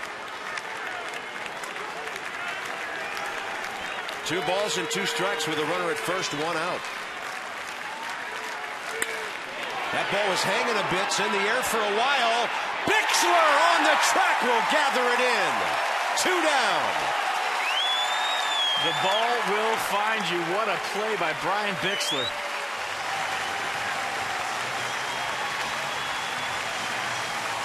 Davey Johnson going with his best defensive team. Ahead 2 runs in the 9th inning.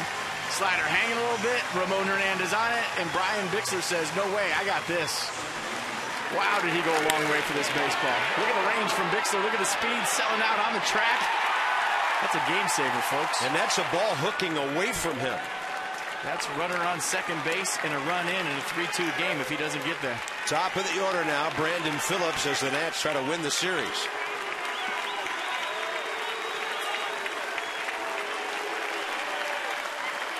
Phillips tonight, a walk and 2 hits.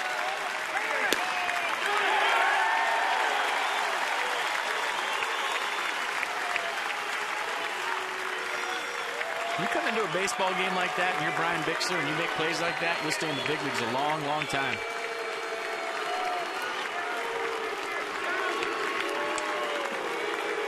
That was clutch. And in this ballpark, left fielders play a long way off the line. Big breaking ball from Storen. No balls and 2 strikes.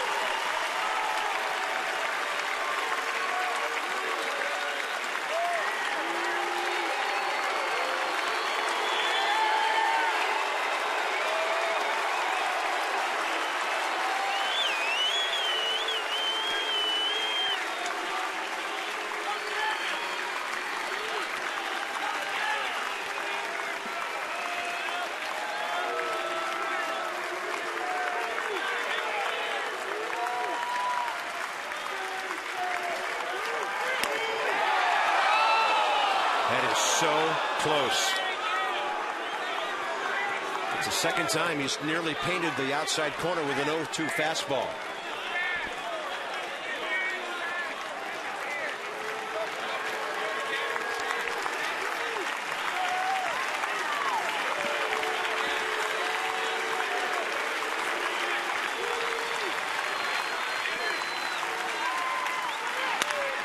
Right side, base hit. Phillips stayed on the ball. Hannigan stops at second, and the tying run is on base now. And now you're 1 hitter away from Joey Votto. Pretty good at bat by Brandon Phillips. Staying on the slider away. Took a close pitch with 2 strikes. Reds are dying hard. That's a good offensive ball club. 8 hits for them, 8 for the Nats. And the hitter will be Dave Sappelt, the left fielder, who's 0 for 4 tonight and 1 for 10 for Dusty Baker in this series.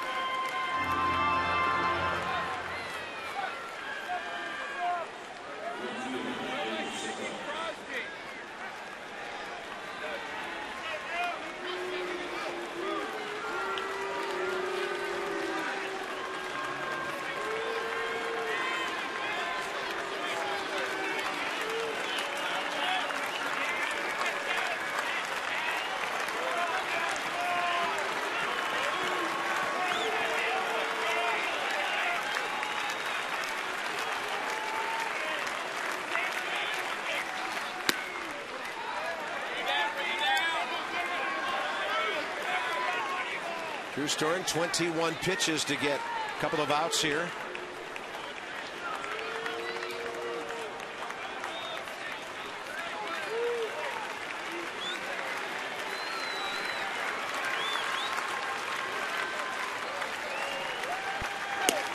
That's right in there to even the count 1-1.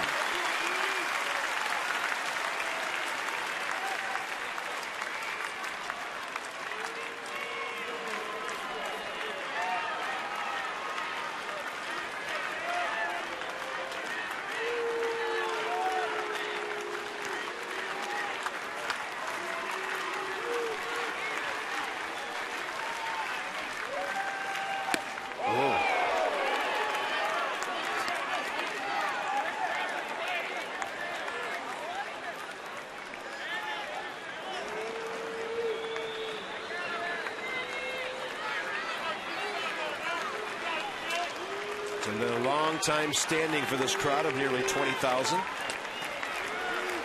Nats lead 3-1. 2 strikes to get.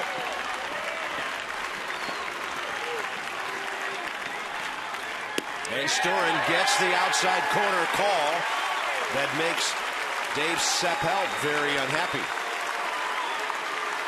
Now check out the last pitch. And for Drew Storen, his outing tonight has mirrored the outing of Jordan Zimmerman. One of those ones where you don't have your great stuff. You go out there and fight and battle and want it more than the other team. Needless to say, this is a huge pitch.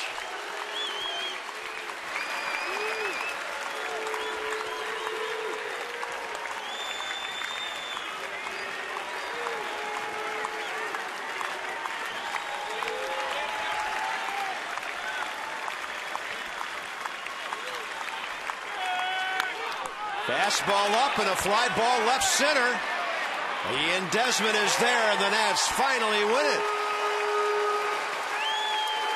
Quite a battle, quite a struggle after a rain delay, and Washington wins the series 2-1.